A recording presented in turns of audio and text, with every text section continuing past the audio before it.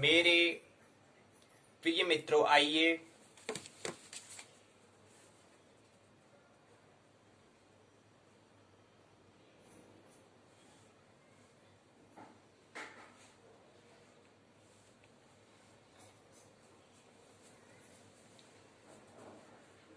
सात दिसंबर 2020 भूमंच ज्योतिष पाठशाला बीजेपी स्वाध्याय दिवस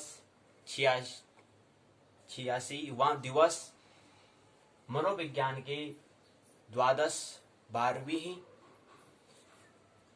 28 दिवसीय ज्योतिष स्वरूप के पंचम दिवस में आइए प्रवेश करें। सर्वप्रथम महत्वपूर्ण, सूर्य उदय कितने बजे हुआ? सूर्य उदय कल के ही समय में 6:53 में, 6:53 से 7:53 1 घंटा हो चुका है सूर्यदेव को पधारे हुए। 1 बज चुका है स्थानीय समय। तो आइए हम भी स्वाध्याय के दैनिक कार्यक्रम के अंतर्गत जो आने वाला स्वाध्याय है, आइए स्वाध्याय में प्रवेश करें। उदय 6:53 में, अस्त भी अपने ही समय में 17:14 में जो कल का हुआ था वही समय में होगा। तो आइए प्रवेश करें। यह हम जानते हैं पाठशाला के 2 भाग। पहले भाग को हम पाठ्यचर्या या इसको हम प्रश्नोत्तर चर्चा कह सकते हैं। दूसरा भाग पाठ्यक्रम, जिसको हम पाठ्य चर्चा कह सकते हैं। तो आइए पहले पाठशाला के पहले भाग में, फिर उसके बाद दूसरे भाग में प्रवेश करेंगे। पहले भाग में हम ज्योतिष के स्वरूप को, ज्योतिष का जो नेचर है उसको समझने का हम प्रयास कर रहे हैं 28 दिवसीय पाठशाला में। आज पंचम दिवस में है, आइए पंचम दिवस में प्रवेश करें। आज हम पुनः जन्म कुंडली से परिचय होने का प्रयास करेंगे। इसके अंतर्गत हम 14 चरण में इस बात को समझने का मुख्य प्रकरण जो है, मेन टॉपिक जो है वह है जन्म कुंडली से परिचय। उसके बाद इसके चरण हैं, 14 चरणों में इसको समझने का प्रयास। पहले चरण में जन्म कुंडली क्या है, पहला प्रश्न, इसको समझने का प्रयास करेंगे पहले चरण में। दूसरे चरण में यत्र ब्रह्मांडे तत्र पिंडे, क्या मतलब होता है सूत्र का, इसको समझने का प्रयास चरण दूसरे में करेंगे। तीसरे चरण में लग्न क्या है। चौथे चरण में राशि किसे कहते हैं, राशि क्या है। पांचवें चरण में संक्रांति। छठे चरण में रेखांतर का काल। सातवें चरण में मानक समय। आठवें चरण में स्थानीय समय। 9वें चरण में अक्षांश, रेखांश तथा विशेष अक्षांश वृत्त को समझने का प्रयास हम चरण 9वें में करेंगे। इसके बाद चरण 10वें में स्थान निश्चयन और अक्षांश रेखांश क्या है ये समझने का प्रयास यहाँ करेंगे चरण 10वें में। चरण 11वें में सांपतिक काल को समझेंगे। चरण 12वें में समय संस्कार और अयन समय संस्कार को समझने का प्रयास करेंगे। 13वें चरण में पृथ्वी की 3 गतियां होती हैं, दैनिक, वार्षिक और अयन, ये समझने का प्रयास चरण 13वें में। चरण 14वें में साइन और निर्यन को समझने का हम प्रयास करेंगे। तो ये रहा आज का मुख्य प्रकरण, जन्म कुंडली क्या है, उसके अंतर्गत आने वाले चरण। तो आइए क्रम से समझने का प्रयास, चरणों को क्रमबद्ध तरीके से लेते हैं। पहले जन्म कुंडली क्या है। जन्म कुंडली से परिचय के अंतर्गत जन्म कुंडली क्या है, पहला प्रकरण, पहला टॉपिक। जन्म कुंडली, जन्म और कुंडली। कुंडली का मतलब क्या होता है, कुंडली का मतलब क्या। जन्म का मतलब तो समझ में आ जा रहा है, ठीक है। जन्म का मतलब होता है प्रकट होना। एक होता है अप्रकट, एक होता है प्रकट। मतलब प्रकट होना, इसको हम अवतार कहते हैं या जन्म उसको कहते हैं। प्रकट होना, दृश्य होना, इस संसार में प्रकट होना। गर्भ में थे 9 महीने, अब क्या हो रहे हैं, प्रकट हो रहे हैं। तो जन्म यानी कि 9 महीने गर्भ में रहे, अब गर्भ से हमें क्या होना है, बाहर आना है। तो उस बाहर आने की जो प्रक्रिया है उसको हम जन्म कहते हैं, उसको हम बर्थ कहते हैं। कुंडली क्या है फिर? कुंडली का मतलब होता है एक वर्तुल की तरह वलय, एक सर्किल।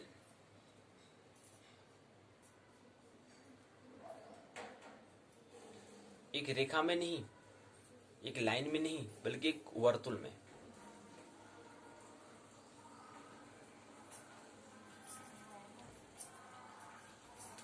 कुंडली कहते हैं ना, जैसे सांप होता है, सांप कुंडली मार का मतलब क्या होता है, वो गोल करके फेरे। कुंडली मतलब होता है फेरे, चक्र जिसको हम कह सकते हैं। जैसे योग की भाषा में उसको चक्र कहते हैं, ज्योतिष की भाषा में उसको कुंडली कहते हैं, 7 चक्र। तो ऐसी कुंडली, इससे परिचय, इसके अंतर्गत सबसे पहले बात आती है जन्म कुंडली है क्या।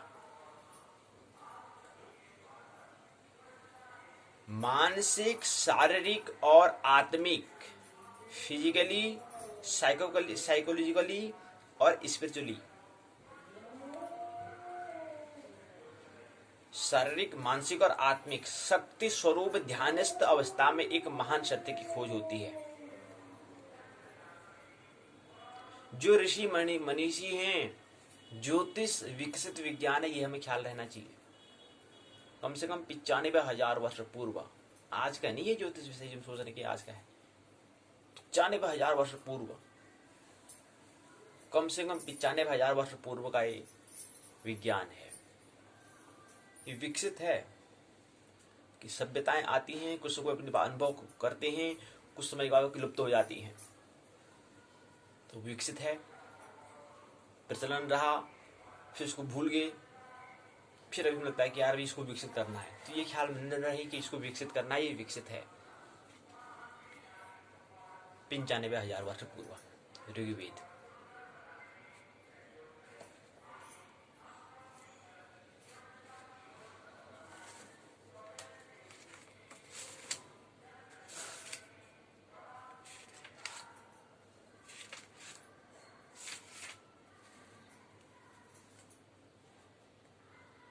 ऋग्वेद में 95,000 वर्ष पूर्व ग्रह नक्षत्रों की जैसी स्थिति थी उसका उल्लेख है।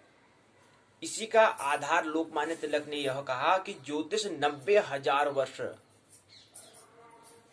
से ज्यादा पुराना तो निश्चित ही होना चाहिए। 90,000 वर्ष।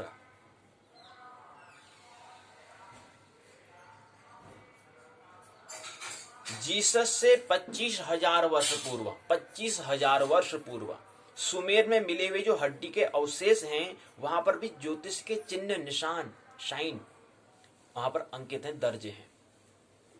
कम से कम ऋग्वेद में 95,000 वर्ष पूर्व नक्षत्रों की जैसे स्थिति का उल्लेख जिक्र होता है। इसी के आधार पर लोकमान्य तिलक ने कहा कि ज्योतिष कम से कम 90,000 वर्ष से ज्यादा पुराना तो निश्चित ही होना चाहिए, इसमें कोई शक हुआ नहीं है।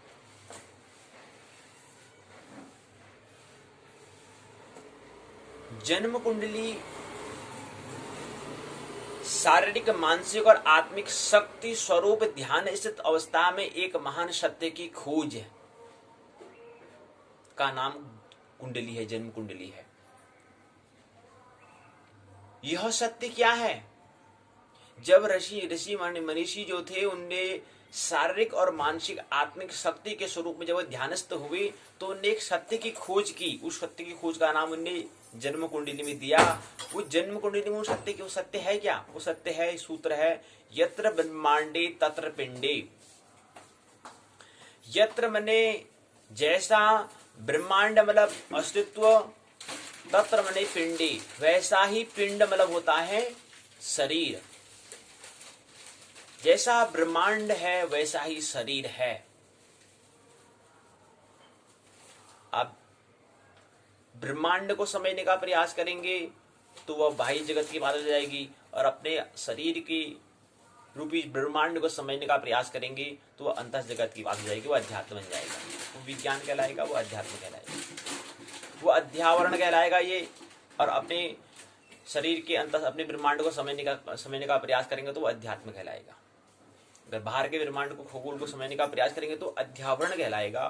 तो ये हमारे ऊपर बात है कि हम अध्यावरण को या अध्यात्म को समझे। यात्रा स्व से होनी चाहिए। जिसने अपने सबसे बड़ा क्रांति, हमने कल भी कहा, सबसे बड़ी क्रांति क्या है? अपने आप को रूपांतरण करना, अपने आप में बदलना, सबसे बड़ी क्रांति है। तो यात्रा स्व से हमें करनी होती है, खुद से करनी होती है। कितना ही हमारे पास जानकारी हो, कितनी हम सूचनाएं, कितनी इन्फॉर्मेशन को हम इकट्ठा संग्रहित कर लें, स्टॉक कर लें, रख लें, संग्रहित कर लें, भंडार में भर लें, कोई हल होने वाला नहीं है। महत्वपूर्ण होता है कि अगर अपने आप को नहीं समझा तो कुछ नहीं समझा, सब धरे के धरे रह जाएंगे, उस काम का नहीं, सब फिजूल व्यर्थ कूड़ा करकट होगा। तो यहाँ से एक सत्य उन्होंने ये बताया कि जैसा ब्रह्मांड है ऐसा ही हमारा पिंड, हमारा शरीर है, उसको बताने का प्रयास उन्होंने करा। ये सत्य कि उनने अपनी मानसिक और शारीरिक और आत्मिक शक्ति के स्वरूप उनने ध्यानस्थ अवस्था में अनुभव किया। ऋषि मनुष्यों ने 90,000 वर्ष पूर्व, 95,000 वर्ष पूर्व ऋग्वेद में उल्लेख होता है, जिक्र है।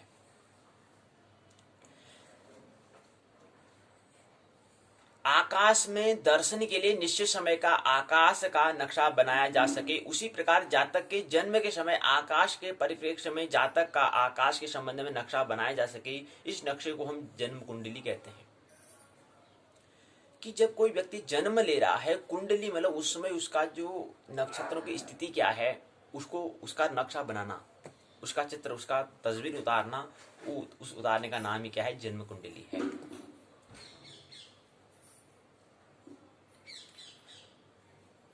कि पृथ्वी गोल है तो इसलिए एक वर्तुल, कुंडली टाइप का बनता है, एक चक्र बनता है, इसलिए कुंडली कहा। जन्म के समय कैसा बन रहा है वहां पर एक चक्र, जो वर्तुल जो जैसा बन रहा है, वर्तुल में क्या स्थिति है, उसका जो उसमें नक्षत्र कैसे स्थिति में है, कौन सा नक्षत्र जन्म ले रहा है, कौन सा नक्षत्र कहाँ पर है, ये चीज की पहली अवस्था, इसको हम जन्म कुंडली में देखते हैं। और एक ही कुंडली नहीं होती है, चंद्र कुंडली और भी कुंडली होती है, हमें ख्याल रहना चाहिए। तो इसलिए जन्म कुंडली कहा। कुंडली के बहुत सारे भाग हो सकते हैं। जन्म के समय की बात आएगी तो जन्म कुंडली कहलाएगी। अब अन्य नक्षत्रों, ग्रह, अन्य की हमें स्थिति को करना है, देखना है उसकी स्थिति कैसी है, तो उसके लिए फिर अलग अलग कुंडली होती है। चंद्र है तो चंद्र कुंडली हो जाएगी, जन्म को ही लग्न कुंडली भी कहते हैं, ये हमें ख्याल रहना चाहिए। तो यही में पहला प्रकरण क्या है? जन्म कुंडली क्या है? जन्म कुंडली जन्म के समय किसी व्यक्ति का, जब कोई व्यक्ति जन्म ले रहा है, कोई मनुष्य जन्म ले रहा है, उसको हम ज्योतिष की भाषा में जातक कहते हैं। तो आकाश के संबंधित में जो नक्शा, उसमें कैसे नक्षत्रों की स्थिति है, उसका चित्र, उसका नक्शा जो तैयार करना है, उस नक्शे को हम जन्म कुंडली कहते हैं। दूसरा प्रकरण, पहला हमने कहा कि क्या है ये हमने समझा। उसके बाद है यत्र ब्रह्मांडे तत्र पिंडे। इस सूत्र का मतलब क्या होता है?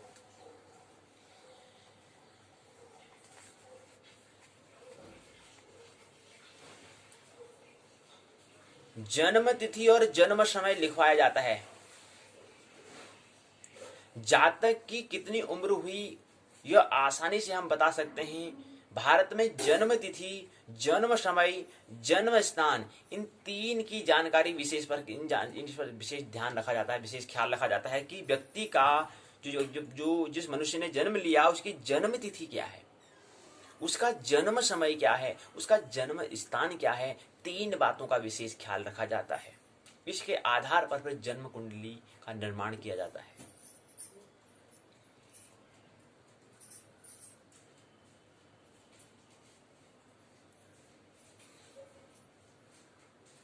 भविष्य दर्शन की रहस्यमयी आवश्यकता भी स्वीकार की गई।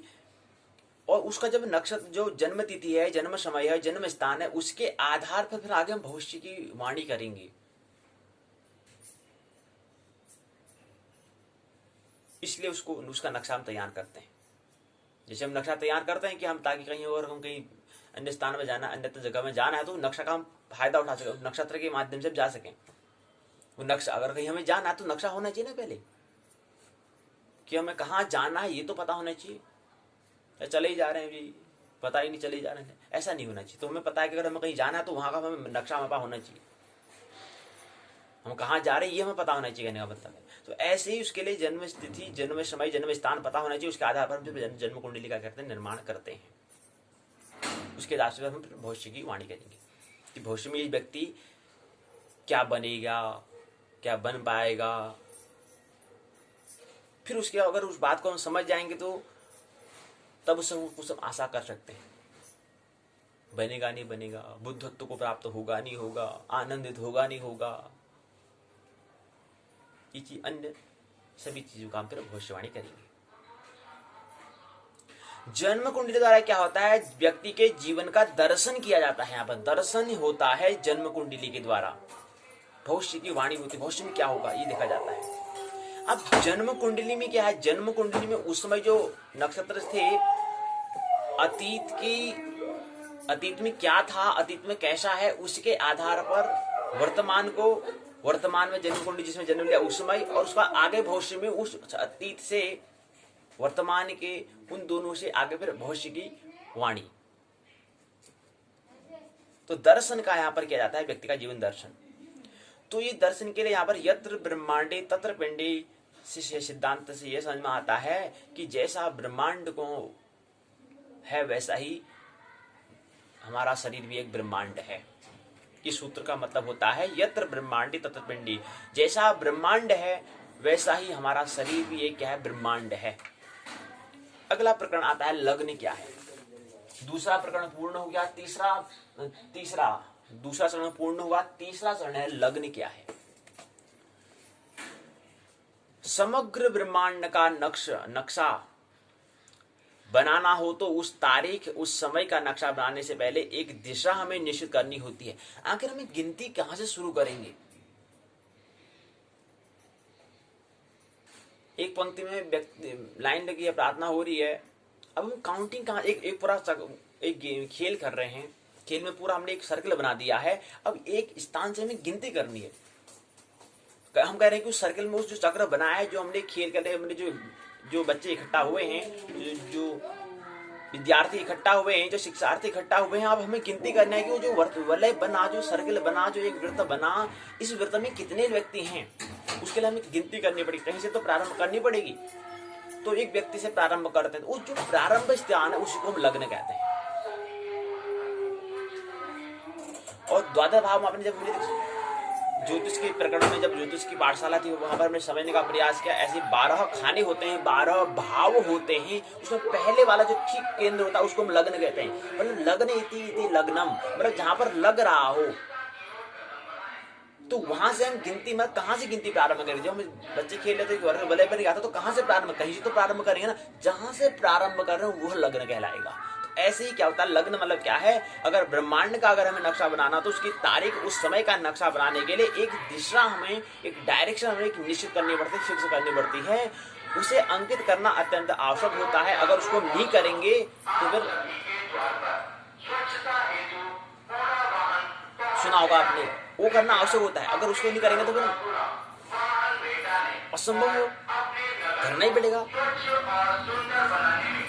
ऐसा हो नहीं सकता कि अब बच्चे खेल रहे हैं, सर्कल बंदर गिनती करके कहीं से प्रारंभ नहीं करेंगे, यहाँ से करें तो यहाँ से करें, जहां से प्रारंभ करेंगे वहां से वो लग्न कहलाएगा। लग्न इति लग्नम, लग्न में जहां पर लग रहा हो, जहां से हम गिनती प्रारंभ कर रहे हैं, जहां पर दिशा निश्चित कर रहे हैं, ऐसी बात।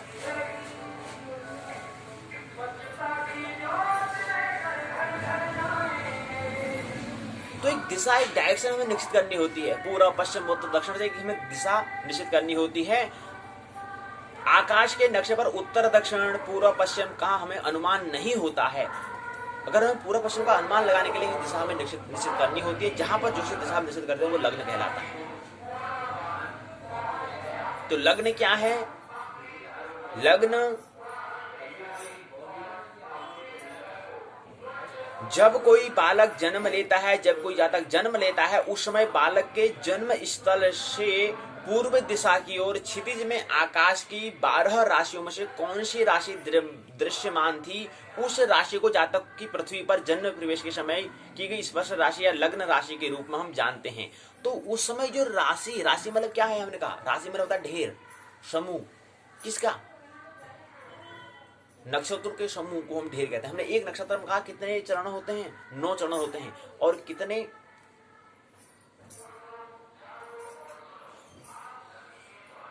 2.5 नक्षत्र आते हैं। 4 चरण 8 9, मतलब 2 नक्षत्र प्लस 1 चरण, तो 9 चरणाक्षर आते हैं, उसको हम कहते हैं। तो इनकी राशि मतलब क्या है, नक्षत्रों के जो समूह, जो नक्षत्र हैं उनको हम कहते हैं नक्षत्रों के समूह को, नक्षत्रों का ढेर को ढेर। राशि में लगता है ढेर, उसका जो राशि का अगर देखें तो उसका मतलब है, कभी आपने देखा कि कितनी राशि है, कितनी अमाउंट है बोलते हैं। अमाउंट मतलब राशि अर्थात मेरा ढेर।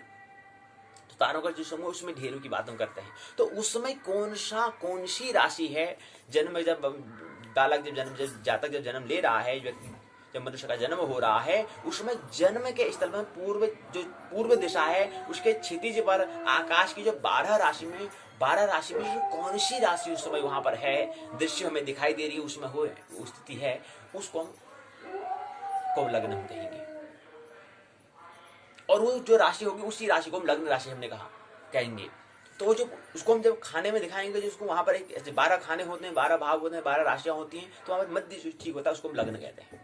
अगर खाना में देखें, जैसे शुक्र पहले भाव में, और वहां पर 5वीं, वहां पर हमने 5 अगर अंक लिखा है, तो 5 का मतलब क्या होता है, मेष वृष मिथुन कर्क सिंह। सिंह राशि की क्या है, सिंह लग्न की कुंडली हम कहेंगे अगर उस खाने में अगर है। तो उसमें जब जन्म ले रहा था उसमें सिंह राशि वहां पर दृश्यमान थी, इसलिए उसको वहां पर 5 लिखा। तो 5 वहां पर 4 क्यों नहीं लिखा, 10 क्यों नहीं लिखा, 12 क्यों नहीं लिखा, 8 क्यों नहीं लिखा, 5 इसी क्यों लिखा जी? 5 क्यों लिखा? उस समय जब मनुष्य ने जन्म लिया, जिस व्यक्ति ने जन्म लिया, उस समय राशि वो थी, इसलिए 5 थी तो 5 ही लिखना पड़ेगा वहां पर। 4 हमारे कहेंगे 4, हम कहेंगे 4 लेंगे, 4 नहीं हो सकता। 3 कहें तो 3 नहीं हो सकता। उस समय जो राशि होगी, जिस हिसाब से हम गणना करें कि हम कर रहे हैं कि पहली होती है मेष राशि होती है, दूसरी मेष मिश्र होती है, मिथुन होती है, कर्क होती है, इस हिसाब से क्रम दिया है, नाम दिया है कि पहली मेष होती है, चौथी कर्क होती है, 5वीं सिंह होती है। तो इस हिसाब से उस समय जो राशि होती है, तो उसको उसी समय वही अंक वहां पर लिखते हैं।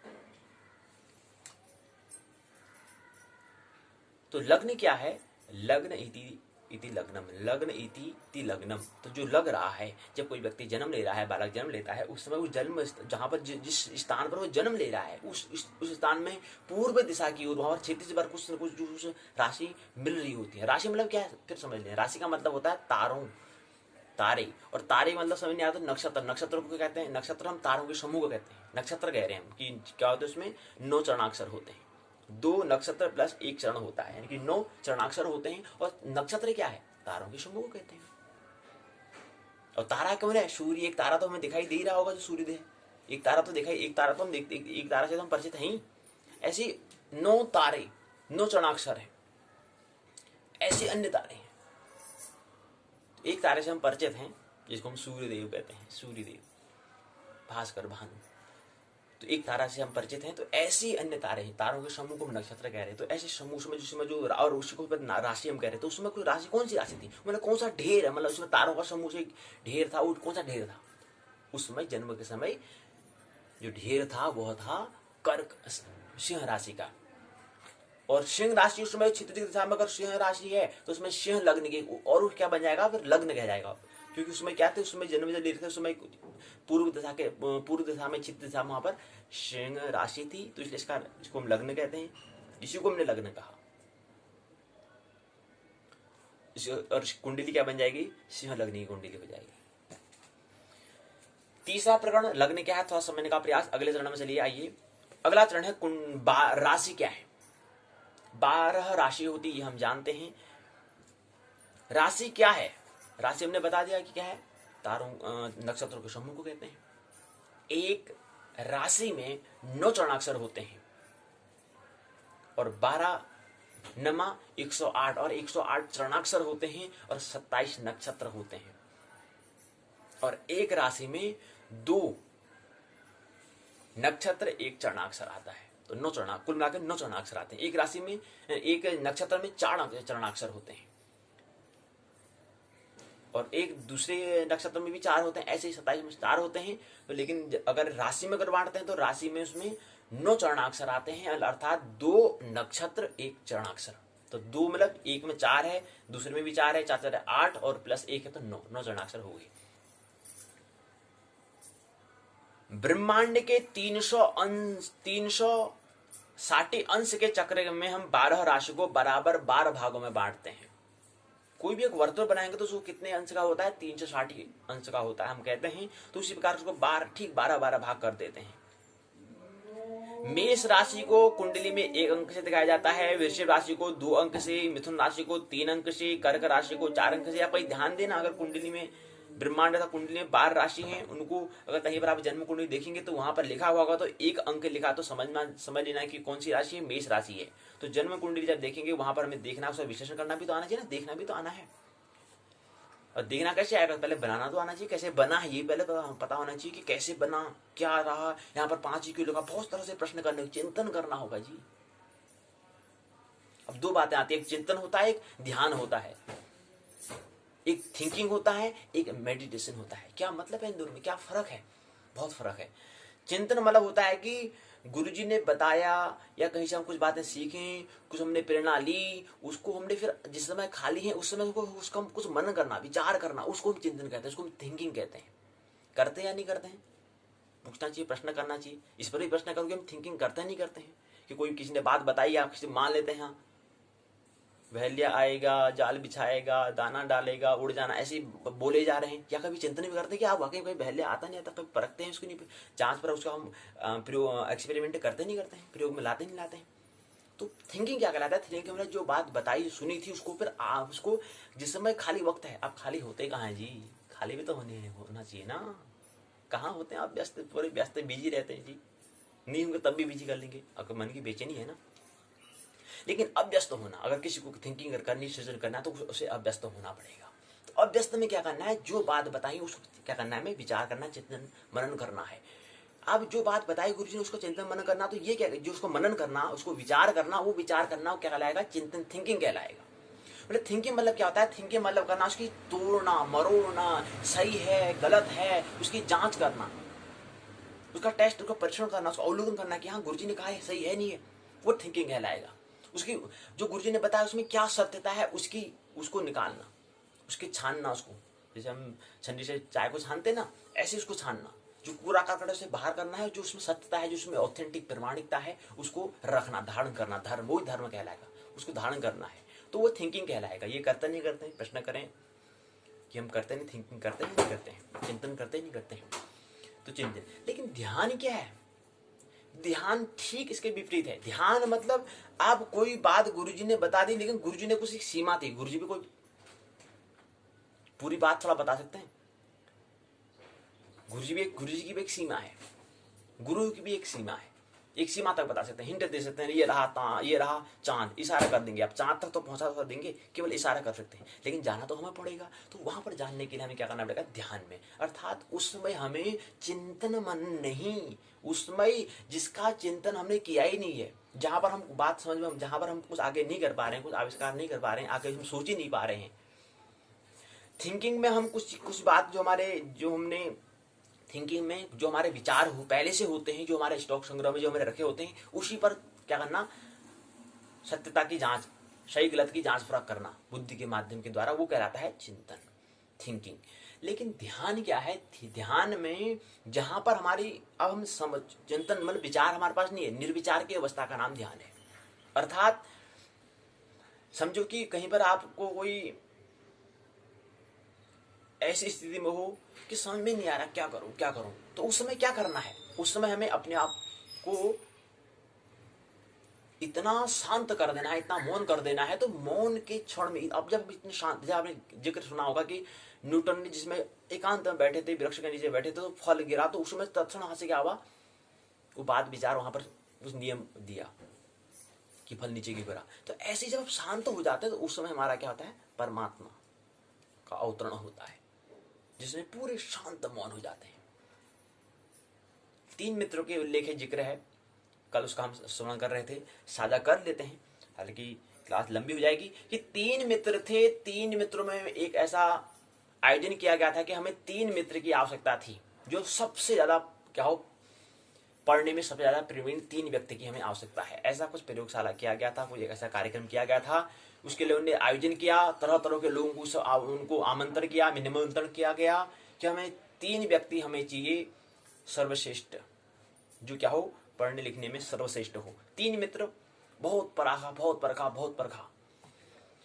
पहले 100 मिले, फिर 100 में से छटाई करी, फिर 100 में से 50, फिर 50 में से छटाई की, फिर 10 में से भी छटाई की, अंततः 3 मित्रों को मिल गए।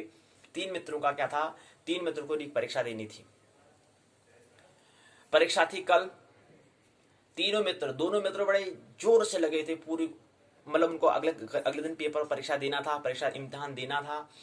तो दो तो लगे पड़े हैं, कह रहे कि कल क्या आएगा, कल कौन से विषय में कौन सी परीक्षा है, उसके बारे में कुछ हमको पता हो जाता कि कौन से विषय में हम कहाँ से हमने पूछे जाए, कौन सा सिलेबस होगा, कौन सा पाठ्यक्रम होगा, इसके बारे में अगर बता दिया जाता तो अच्छा होता।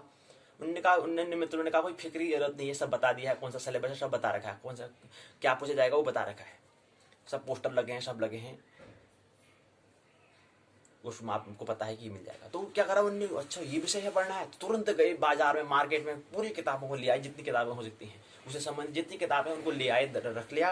पूरे रात क्या करा उन्हें, अध्ययन करा। दोनों ले पढ़ रहे हैं, यहाँ भी पढ़ ले वहां भी। दोनों मित्र, तीसरा मित्र था, उन्होंने कहा वो कुछ नहीं, मस्त है, अपने ध्यान में अकेले बैठा हुआ है। 2 मित्र इतने लगे हैं, और दिन तो 5 बजे उठे थे, आज तो 3 बजे ही उठ गए थे भाई, कल परीक्षा देनी है करके। और जो तीसरा मित्र था वो हमेशा 6 बजे उठता था, लेकिन आज 7 बजे उठा, एक घंटे और लेट में उठा। कल परीक्षा है, तो परीक्षा के समय आपने देखा होगा कि हम जल्दी उठ जाते हैं। लेकिन वो मित्र जो है, तीसरा वाला मित्र, उन्होंने कहा रोज यार 6 बजे उठते हैं, आज 7 बजे उठेंगे, परीक्षा तो 9 बजे है ना, कोई दिक्कत है तो, अरे 2 घंटे, 1 घंटे में जाने में समय लगेगा, कोई बात नहीं, आराम से। तो रात भर 2 मित्र क्या करने लगे, ख्याल रहे हैं यार कहाँ से पूछा जाएगा, एक प्रश्न पूछना है, कहाँ से पूछेंगे, लगे पड़े हैं। रात को भी 12 बजे होंगे और सुबह भी टाइम पर उठ गए थे, दोनों लगे पड़े हैं। क्योंकि कहीं फंसे, कोई ये जल्दी ये निकल जाए, कहीं टॉप ये, कहीं ये टॉप निकल जाए, कहीं ये मेरिट में ना जाए, कहीं ये पहला ना जाए, लगे पड़े हैं दोनों। लेकिन तीसरा क्या है, शांत है, एक कोने में बैठा है। अब क्या होता है, समय हो गया, ठीक है, अगला दिन शुरू हो गया, चले गए, तीनों जाने लगे। अब 2 मित्र तीसरे मित्र से कह रहे हैं, यहाँ कुछ तैयारी कर ले भाई, परीक्षा है, दे ले भाई, कुछ कर ले, पढ़ ले। वो मित्र कहता है अरे तुम अपनी चिंता करो, मेरे को अपनी तैयारी करने दो। तो जाते हैं परीक्षा भवन में जाते हैं, बता देते हैं कि ये है आपका, एक आपको यह दरवाजा है, यहाँ पर एक हम आपको चाबी दे रहे हैं, इस दरवाजे को आप यहाँ पर दरवाजा बंद करेंगे, लॉक करेंगे, आपको अंदर रख दिया जाएगा, आप दरवाजा खोलकर आपको बाहर आना है। ये चाबी ऐसे बता रखा था, उन्होंने कह दिया कि ये चाबी रही, चाबी का ये हमने चाबी बंद करके देखिए, अब चाबी आपके पास है, आपको बाहर आना है। तीनों को अंदर कर दिया गया, तीनों को अंदर करा। 2 क्या कर रहे हैं, पूरी किताब पढ़ रहे हैं यार, कैसे खोलेंगे, को अपने गणित बैठा रहे हैं, अपने पूरा चिंतन कर रहे हैं यार, हाँ मेरे को खोलना है तो कैसे खोलेंगे, गणित बैठा रहे हैं ना, वो चाबी वाला वैसा वाला है कि अंक वाला है, गणित वाला है, खोलने वाला हिसाब है, तो लगे पड़े कौन सी किताब में हुई, पूरा लेके गए हैं। तो तीसरा मित्र अपने कोने में बैठा है, फिर कहते हैं वो 2 मित्र उससे कहते हैं तीसरे मित्र से, अरे भाई कुछ पढ़ ले भाई, है भाई, परीक्षा को खोल ले, कर ले कुछ कर ले। वो कहते हैं तुम अपनी चिंता करो, मुझे अपनी तैयारी करने दो। तो मित्र ठीक है। अब अंतिम समय में क्या, अब समय चल रहा है, जी रहा है, और भी समय कम होता, समय जो है चलता जा रहा है, समय कम होता जा रहा है, कुछ 1-2 घंटे की परीक्षा होगी तो समय कम होता जा रहा है। वो लगे पड़े ले, और निकालें, और मस्तिष्क में तनाव और दे रहे हैं यार, और मिल जाए। लेकिन तीसरा मित्र क्या था, वो कल शाम से भी तैयारी कर रहा था, एकांत में बैठ कर मौन होने का प्रयास, वो अकेला क्या बैठा था, वो अपने मन को शांत करने का प्रयास कर रहा था। और जैसे ही मन उसका शांत हुआ, तत्क्षण वो बाहर जाके गया, दरवाजा खोला, बाहर आ गया। गुरुजी के वहां पर जो प्रधान अध्यापक थे, जो गुरुजी थे, वहां पर गया, उनसे कहा मैं बाहर आ गया हूँ। तो बाहर आने के बाद उन जो गुरुजी हैं और जो विद्यार्थी है, उनको लेकर उस कमरे के अंदर आते हैं। वो कहते हैं क्या हुआ, अरे ये तीसरा ये कैसे आया बाहर। तो अध्यापक गुरुजी कहते हैं आपको कम से कम ये तो पहले पता कर लेना चाहिए कि दरवाजा लगा है या नहीं लगा है, पहले आपको ये जांच परख आपको कर लेनी चाहिए, आप किताब में ढूंढे जा रहे हो। पूरी कहानी का एक सारांश, एक शब्दों में, कि हम शांत, अगर कोई बात हमें समझ में नहीं आ रही, अगर हम कोई अपना लक्ष्य आगे भविष्य में करियर के बारे में हम विकल्प नहीं कर, विचार चिंतन नहीं कर पा रहे, तो उस समय हमें क्या करना पड़ेगा, ध्यान की अवस्था में चिंतन और ध्यान के बारे में हम थोड़ा अंतर समझने का प्रयास कर रहे थे। तो चिंतन और ध्यान में यही फर्क होता है कि हमें ध्यान की अवस्था में केवल मौन हो जाना है, अपने मन को इतना शांत कर देना, इतना शांत कर देना है, इस शांति की अवस्था में ही परमात्मा का अवतरण होता है। उस समय फिर हमारा वहाँ पर हमारा जो हमारी समस्या है, जो हमारे प्रश्न जो हम कह रहे थे, उसका उत्तर हमें मिल जाता है। तो मौन होने का प्रयास तीसरा विद्यार्थी कर रहा था और वह बाहर आ गया कमरे की। दो मित्र के यहाँ भी ढूंढने पड़े, ठीक है लगे। तो हमने कहा कि ये अंतर है थिंकिंग और ध्यान में। तो कुंडली में हम राशि के बारे में, प्रकरण हमारा क्या था, प्रकरण हम चौथे प्रकरण में राशि को समझने का हम प्रयास कर रहे हैं। तो राशि में हमने कहा कि इसमें क्या होते हैं, पहले को मेष वाले को 1 अंक से, वृषभ को 2 अंक से, मिथुन को 3 से, कर्क को चौथे अंक से, सिंह को 5 को, कन्या को 6 से, तुला को 7 को, वृश्चिक को 8 से, धनु को 9 से, मकर को 10, कुंभ के 11, मीन को 12 अंक से व्यक्त करते हैं। तो ऐसे 12 ढेर होते हैं, 12 राशियां होती हैं। मेष वृष मिथुन कर्क सिंह कन्या तुला वृश्चिक धनु मकर कुंभ मीन 12 राशियां होती हैं और क्रम से 1 2 3 4 5 6 7 8 9 10 11 12 अंक से व्यक्त करते हैं। 12 राशि 360 अंश होता है। एक राशि में एक राशि क्या है, 30 अंश की होती है, हमें ख्याल रखना चाहिए। और एक अंश बराबर होता है 60 कला, एक कला बराबर 60 विकला होता है, ये हमें ख्याल रखना चाहिए। ब्रह्मांड जो है उसमें अंदर 27 नक्षत्र होते हैं और 27 नक्षत्र अर्थात 360 अंश का नक्षत्र भी 27 नक्षत्र जो है उनको भी 360 अंश में रखा है। तो एक नक्षत्र का जो मान होगा वो अगर अंश कला में अगर कहें 13 अंश 20 कला होता है। एक नक्षत्र का मान कितना होता है ये अगर पूछ लिया जाए तो आपको ख्याल रखना है कि 13 अंश 20 कला होता है। कितना होता है, 13 अंश 20 कला। और एक नक्षत्र ऋणाक्षर जो है 1/4, यानी कि एक नक्षत्र में 4 ऋणाक्षर होते हैं। तो वो एक ऋणाक्षर का मान कितना होता है, 3 अंश 20 कला होता है। यहाँ पर 3 अंश 20 कला, यहाँ पर 3 के आगे 1 लग जाएगा तो 13 अंश 20 कला एक नक्षत्र का मान हो जाएगा। और चरणाक्षर में क्या हो जाएगा, 3 अंश 20 कला। तो एक चरणाक्षर में अगर पूछा जाएगा तो उसका मान होता है 3 अंश 20 कला और एक चरणाक्षर में 3 अंश 20 कला होता है। एक नक्षत्र में 13 अंश 20 कला होता है, ये ख्याल रखना चाहिए। तो यहीं पर क्या है, ये हमने 12 राशियों को समझा कि 12 राशियों को हमने 12 राशि है जो ढेर है उसको हमने एक वाला एक जो चक्र एक जो वलय बना है, एक जो सर्कल बना है, एक वृत्त जो बना है, उस वृत्त को हमने 360 अंश हमने माना, उसको फिर ठीक 12 भागों में विभाजित किया। ऐसे 12 ढेर होते हैं। एक एक ढेर को हम एक नाम दे दिया है। उस ढेर का कुछ मेष तरह की आकृति बनती है तो मेष राशि हमने दिया, उसका नाम करा। वृषभ की तरह बनी तो वृषभ राशि का हमने नाम दिया। मिथुन की तरह उसकी जब आकृति बनी तो उसका नाम मिथुन दे दिया। लेकिन है क्या, ढेर है। तो यहीं पर क्या है, चौथा प्रकरण पूर्ण होता है। पांचवा प्रकरण है क्रांति, संक्रांति क्या होता है। अब संक्रांति मतलब सूर्य के भी क्या है, प्रत्येक एक महीने में क्या है, हर महीने में संक्रमण होता है, बदलता रहता है। तो ऐसे ही 12 महीने में क्या है, सूर्य का 12 संक्रांति होती है। 14 जनवरी के दिन सूर्य मकर संक्रांति दिन 14 जनवरी के दिन होता है। उस दिन सूर्य क्या है, मकर जो है मकर संक्रांति उस दिन हम कहते हैं। मकर का मतलब क्या होता है, मकर का मतलब होता है कि मकर संक्रांति मतलब एक इसके में जो हम कह रहे हैं कि 12 संक्रांति होती है तो 12 भाग में एक भाग है मकर। तो 14 जनवरी को जब होता है वहां पर क्या होता है, मकर संक्रांति होता है। संक्रांति मतलब होता है संक्रमण करना, मतलब एक जगह से दूसरी जगह में प्रवेश करना, एक स्थान से दूसरे स्थान में क्या है, संक्रमण करना मतलब जाना, एक स्थान से दूसरे स्थान में जाना, वो संक्रमण कहलाता है, संक्रांति कहलाता है। यानी कि मकर का मतलब होता है मकर राशि। हमने कहा ना कि मकर राशि है, मकर हो गया, मकर यानी कि 10वीं राशि। तो यानी कहने का मतलब है जब 14 जनवरी होता है उसके दिन क्या है, सूर्य मकर संक्रांति होता है, जब मकर संक्रांति हम कहते हैं। तो मकर मतलब होता है मकर राशि, यानी कि कौन सी, 10वीं राशि मकर राशि। इसलिए मकर राशि में प्रवेश करता है सूर्य, इसलिए मकर संक्रांति हम इसको कहते हैं।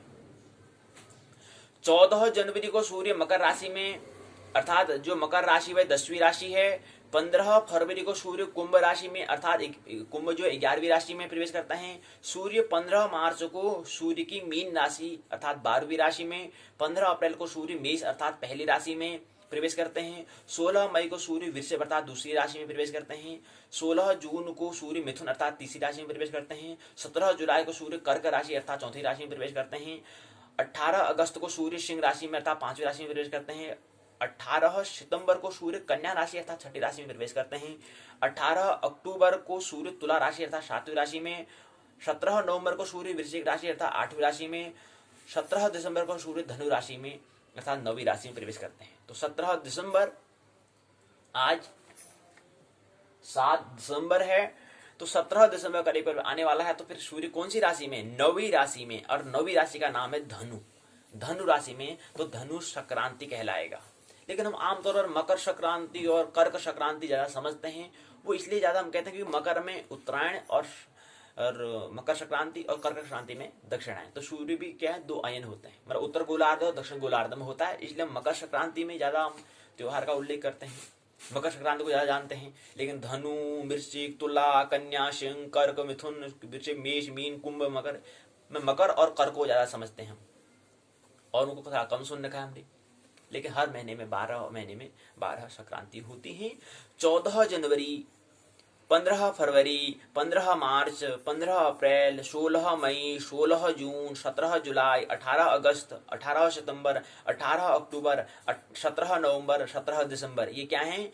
तो 14 जनवरी को 10वीं राशि, 10वीं इनकी मकर राशि, 15 फरवरी को 11वीं, 15 मार्च को 12वीं, 16 अप्रैल को पहली राशि, 16 मई को दूसरी, 16 जून को तीसरी, 17 जुलाई को चौथी, 18 अगस्त को 5वीं, 18 सितंबर को 6वीं, 18 अक्टूबर को 7वीं, 17 नवंबर को 8वीं, 17 दिसंबर को 9वीं राशि में प्रवेश करते हैं। ये बताने का प्रयास यहाँ पर किया गया है। जो हम कहते हैं जन्म चक्र जो है, जन्म कुंडली में ये दिया होता है भाव, ये जो कहता है चक्र होता है, भाव चक्र। तो पहला भाव, दूसरा, पहला, दूसरा, तीसरा, चौथा, पांचवा, छठा, सातवां, आठवां, नौवां, 10वां, 11वां, 12वां, 12 भाव होते हैं। ये बताने का प्रयास यहाँ पर किया गया है।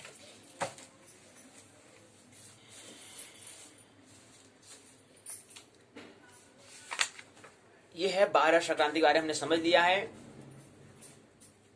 बाकी भाव में दिया होता है कि पहले भाव में प्रथम भाव को प्रथम राशि या पूर्व दिशा को हम कहते हैं। लेकिन जो लग्न कह रहे हैं, हमने लग्न कहा कि लग्न में जो पूर्व दिशा में क्षितिज में कुछ लग रहा, मतलब कुछ मिल जैसा हो रहा, लग्न इति लग्न, मतलब लगना, मतलब लग्न में होता है लग्न इति लग्न, मतलब कुछ क्षितिज को छू रहा जैसा हमें लगता है कि मानो छू रहा हो, जैसे हम कहते हैं पहाड़ आकाश को छू रहा है, ऐसा कुछ वहां पर क्या है, कुछ छू रहा होता है, कुछ लग रहा होता है, उसको हम लग्न कहा। वो किस दिशा में होता है? पूर्व दिशा में होता है। तो उसको हम क्या कहते हैं? लग्न कहते हैं, लग्न स्थान कहते हैं। लग्न का मतलब लगना, मतलब कुछ छू जैसा रहा हो, कुछ प्रतीत दिशा होना। लगना मतलब लग्न इति मतलब प्रतीत दिशा होना। सूर्योदय, सूर्यास्त, मध्याह्न, मध्य रात्रि। रेखांतर काल क्या होता है? रेखांतर मतलब पृथ्वी के खड़े 300 भाग, 360 भाग को हम ग्रीनविच से पूर्व दिशा में 180 भाग आएंगे। उसी तरह ग्रीनविच से पश्चिम के खड़े होने पर 180 से एक अंश के भाग आएंगे। यदि सूर्य की तरफ पृथ्वी एक अंश आगे बढ़ी तो उसे कितना समय लगेगा, यह आसानी से हम निश्चित कर सकते हैं। पृथ्वी को अपनी धुरी पर एक चक्कर पूरा करने में क्या होता है? 23 घंटे 56 मिनट 4 सेकंड का वक्त लगता है। 56 मिनट 4 सेकंड का वक्त लगता है। इसी के आधार पर हमने 24 घंटे कहा। 24 घंटे को हमने फिर 60 से विभाजित कर 60 से गुणा करा तो 1440 मिनट आया। 1440 क्या हुए? मिनट हुए। 1440 मिनट में पृथ्वी 360 अंश रेखांश घूमती है, तो उसको हम रेखांश कहते हैं। रेखांश मतलब क्या होता है? रेखा, एक देशांतर होता है, एक रेखांश होता है, एक अक्षांश होता है। एक होता है अक्ष के अंतर, एक रेखा, मतलब रेखा मतलब होता है कि ऐसे खड़ी जो रेखा है। रेखांतर मतलब रेखा में अंतर, जो हमने खड़ी रेखा में मान लेती कल्पना कर रखी कि ऐसी खड़ी रेखाएं हैं, तो यहाँ से रेखा के बीच में रेखांश मतलब रेखा में बीच अंश जो है वो रेखांश कहलाता है। और अक्षांश मतलब जो ऐसी पृथ्वी है उसके अक्ष में जो मतलब ऐसे वाला जो है उसको हम अक्ष कहेंगे, अक्षांश कहेंगे, और ऐसे वाले में होगा तो उसको हम रेखांश कहेंगे। एक रेखांश जो है सूर्य के सम्मुख पृथ्वी के घूमने का समय 4 मिनट का होता है। तो एक रेखांश से दूसरे रेखांश के बीच में 4 मिनट का क्या होता है? घूमने का समय जो है इतना 4 मिनट का समय लगता है। इसी को गणित भाषा में रेखांतर काल हम कहते हैं। इसी को हम रेखांतर काल कहते हैं। छठा चरण, 7वां है मानक समय। मानक समय ने बता दिया है कि रेखांश से अगले रेखांश तक 4 मिनट का फर्क पड़ता है, और इसी के आधार पर क्या है, हर जगह में क्या होता है, अलग अलग समय होता है। लेकिन मानक समय, स्टैंडर्ड समय माना होता है कि ऐसा समय जहां पर, जैसे हम कहते हैं कि सूर्योदय हमेशा 6 बजकर 53 मिनट में है, ऐसे होता है। तो हर मानक समय ये कहलाता है कि मानक मतलब ऐसा घड़ी में समय हमने मान रखा है, ऐसा उसको व्यवस्थित हमने कर रखा है, ऐसा उसको एडजस्ट हमने कर रखा है कि सभी घड़ी में क्या होगा, सूर्योदय एक ही समय में दिखाएगा। लेकिन स्थानीय समय में सूर्योदय सबका भिन्न भिन्न होता है, ये हमें ख्याल रखना चाहिए। तो मानक समय में होता है माना हुआ समय, और समय क्या है, मन का प्रतीक है। आगे हमने बात कर रही है मानक समय, हमने जब ज्योतिष की पाठशाला थी वहां पर हमने समझ लिया है। स्थानीय समय भी हमने समझ लिया था वहां पर कि स्थानीय समय में क्या फर्क है, ये भी हमने समझ लिया। उसके बाद आता है अक्षांश और रेखांश। अक्षांश और रेखांश हमने कहा कि अक्ष मतलब होता है, ये ख्याल रहे, अक्ष मतलब ये होता है, यानी कि ये अक्ष कहलाएगा और ये रेखांश कहलाएगा। यानी कि जो हम एक देश से दूसरे देश के बीच जो हमने रेखा हमने मान रखी है तो रेखांतर कहलाता है, रेखांश कहलाता है, मतलब एक रेखा से दूसरी रेखा के बीच में अंतर। अक्ष मतलब होता है, मैंने अक्ष मतलब जो पृथ्वी है, पृथ्वी एक अक्ष में अपने घूर्णन करती है। मतलब अक्ष मतलब होता है जैसे कि ये है, इसको हम ये क्या कर रहे हैं, अपने अक्ष में अपने एक्सेस में क्या कर रहे हैं, घूम रहा है। ये छड़ी जो हम कह रहे हैं ये क्या कर रहा है, अपने अक्ष पर क्या है, गति कर रहा है। अक्ष मतलब होता है कि इसका जो मध्य में कील जो होगा, इसका जो इसके मध्य में अंदर से कील है उसको हम कह रहे हैं अक्ष।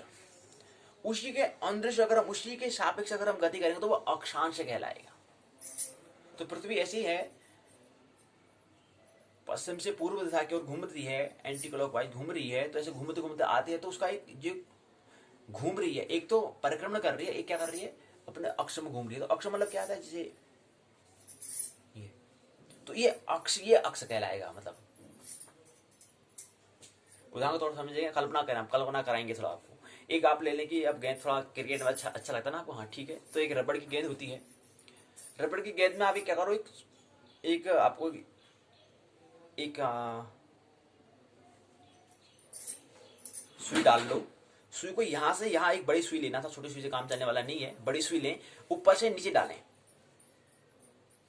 थोड़ा उसको होल थोड़ा क्या कर लें, ऐसा कर लें कि जो सुई से थोड़ा मोटा होल कर लें, थोड़ा छेद को थोड़ा बड़ा कर लें ताकि वो घूम पाए, ऐसे घुमाएं।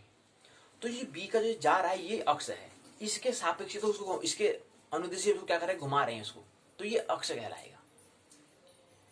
ये अक्ष की हम बात, ये अक्षांश है। और जबकि इसके जैसे हमने डाल रखा है, इसको अगर हम ये तो हमारा अक्ष, इसके अनुदिश तो अक्ष हो गया। अब इसी को हम ऐसे भी घुमा सकते हैं, ऐसे खड़े के भी, वो दिशांतर, वो रेखांश कहलाएगा। तो रेखांश और अक्षांश में यही अंतर है। ख्याल आ चुकी है, आगे बढ़े। तो अक्षांश रेखांश हमने कल वहां पे समझने का प्रयास किया था। उसके बाद आता है कि विशेष अक्षांश वृत्त क्या होता है। जीरो अक्षांश को वर्तुलाकार लाइन, वर्तुलाकार पंक्ति, लाइन मतलब होता है कतार।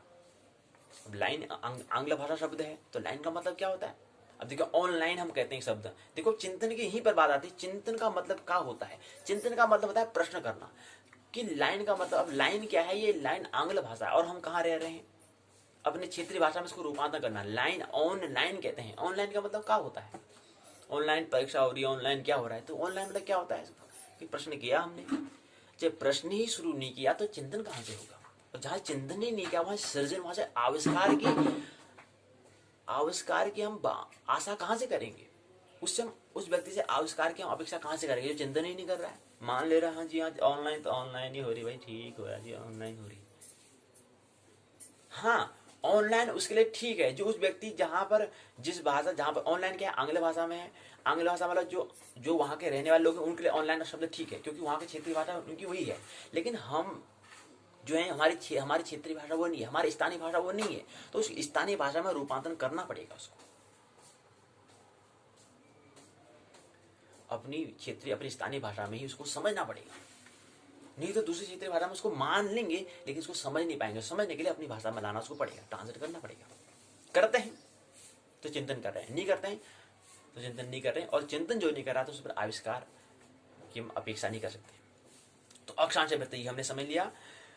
23.5 उत्तर अक्षांश को हम कर्क वृत्त कहते हैं।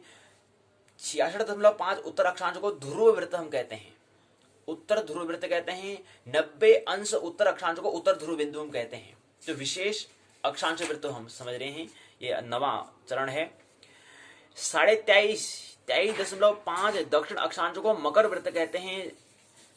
66.5 दक्षिण अक्षांश को दक्षिण ध्रुव वृत्त कहते हैं। 90 अंश दक्षिण अक्षांश को दक्षिण ध्रुव वृत्त कहते हैं। यहीं पर क्या है, नवा चरण पूर्ण होता है। 10वां चरण है स्थान निश्चयन और अक्षांश रेखांश। जैसे प्रत्येक रेखांश पर उत्तर से दक्षिण तक अनेक स्थान आते हैं, उसी प्रकार प्रत्येक अक्षांश पर भी अनेक स्थान आते हैं। अक्षांश पर जिस प्रकार से रेखांश में और अक्षांश में भी आते हैं। अक्षांश का मतलब, आप पृथ्वी की बात करें तो 3 डायमेंशन में 3D है, लेकिन अक्षांश और रेखांश मतलब होता है एक एक्स अक्षेज है, एक अक्ष का नाम हमने एक्स दे दिया, एक का हमने वाई दे दिया, एक का नाम ओ दे दिया, एक का नाम बो दे दिया। तो मतलब एक क्या है, एक ऐसे है, एक ऐसी रेखा हो सकती है, एक ऐसी रेखा हो सकती है। 2 अक्ष हो सकते हैं ना। अब जैसे मैं बता रहा हूं कि ये पट्ट है, ये पट्ट भी 2 है, एक ऐसा है रेखा इसमें, और एक ऐसी रेखा है।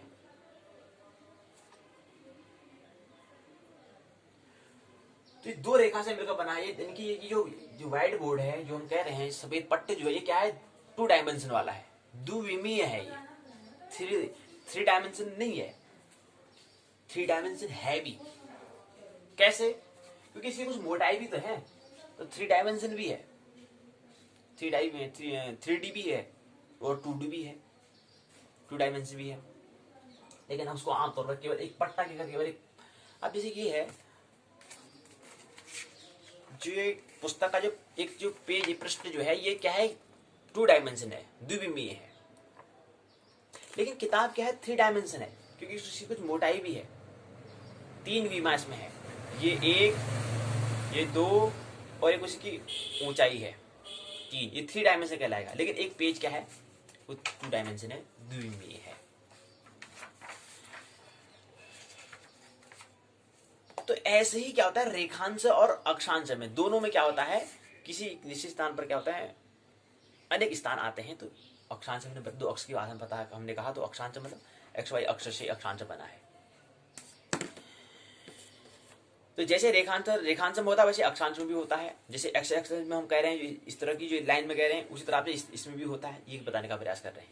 इस तरह वाले को हम रेखांश कहते हैं, इस तरह को हम अक्षांश कहते हैं। स्थान निश्चयन, अनेक स्थान आए हैं, पर पक्की तौर पर किसी स्थान की जगह निश्चित करनी हो तो उसे खड़ी रेखा, इनकी खड़ी रेखा ये, अर्थात उसको रेखांश, और लेटी हुई रेखा, मतलब ऐसी सोई हुई रेखा को, लेटी हुई रेखा को हम अक्षांश कहते हैं। तो अक्षांश और रेखांश में समझ लिया है।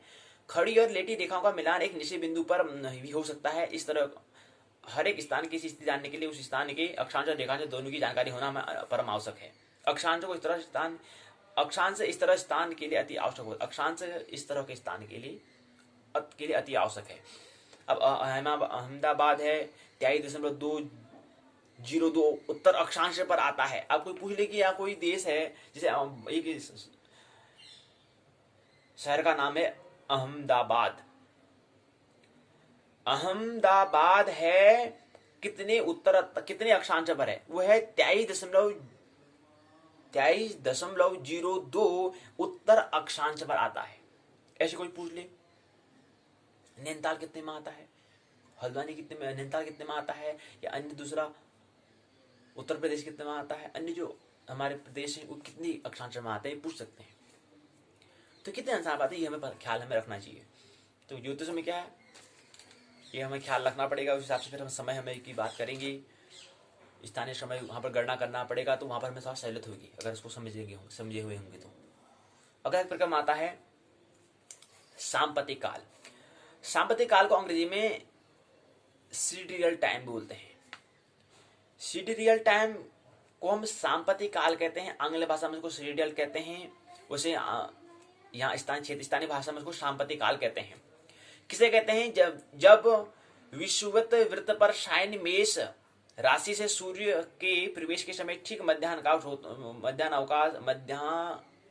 मध्याकाश में सूर्य आता है, तब दोपहर के 12 गिने जाते हैं। इस समय का अनुसरण करने वाले समय को हम सांप्रतिक या सिडिरियल टाइम बोलते हैं। सिडिरियल टाइम अर्थात सांप्रतिक काल क्या है, जब विषुवत वृत्त पर शयन मेष राशि में सूर्य के प्रवेश के समय ठीक मध्य आकाश में सूर्य आता है, तब दोपहर के 12 गिने जाते हैं। इस समय का अनुसरण करने के लिए होने वाले समय को हम सांप्रतिक या सीडीरियल टाइम बोलेंगे, सीडीरियल टाइम बोलेंगे, सांप्रतिक काल कहेंगे। अब सांप्रतिक काल कहें, आप देखेंगे जन्म कुंडली में लिखा होगा सर सांप्रतिक काल ये होता है। अच्छा जी, सांप्रतिक काल होता है।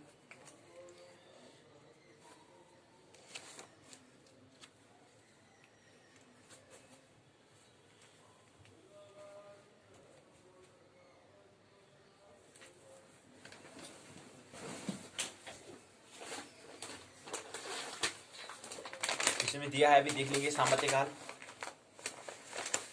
जैसे यहां पर दे रखा है कि लिखा है कि अक्षांश रेखांश लिखा है। अक्षांश क्या है? 29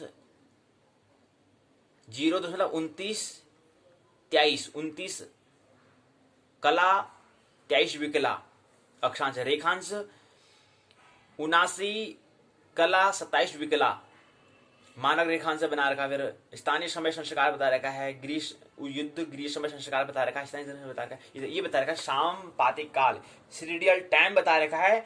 सीरिडियल टाइम जो है, सांपातिक काल जो है वो है 4:45 ये सीरिडियल टाइम है।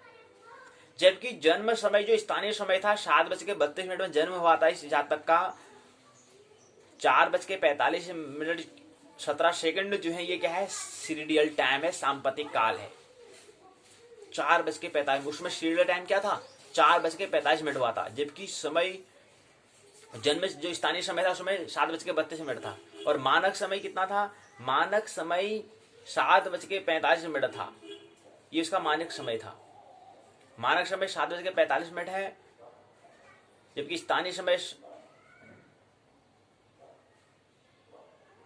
स्थानीय समय जो है 7:32 है। और जबकि सांपातिक काल जो है, जो समय है वो कितना है? 4:45 है। ये सांपातिक काल, यही सीरियल टाइम की हम बात कर रहे हैं, ये दिया होता है।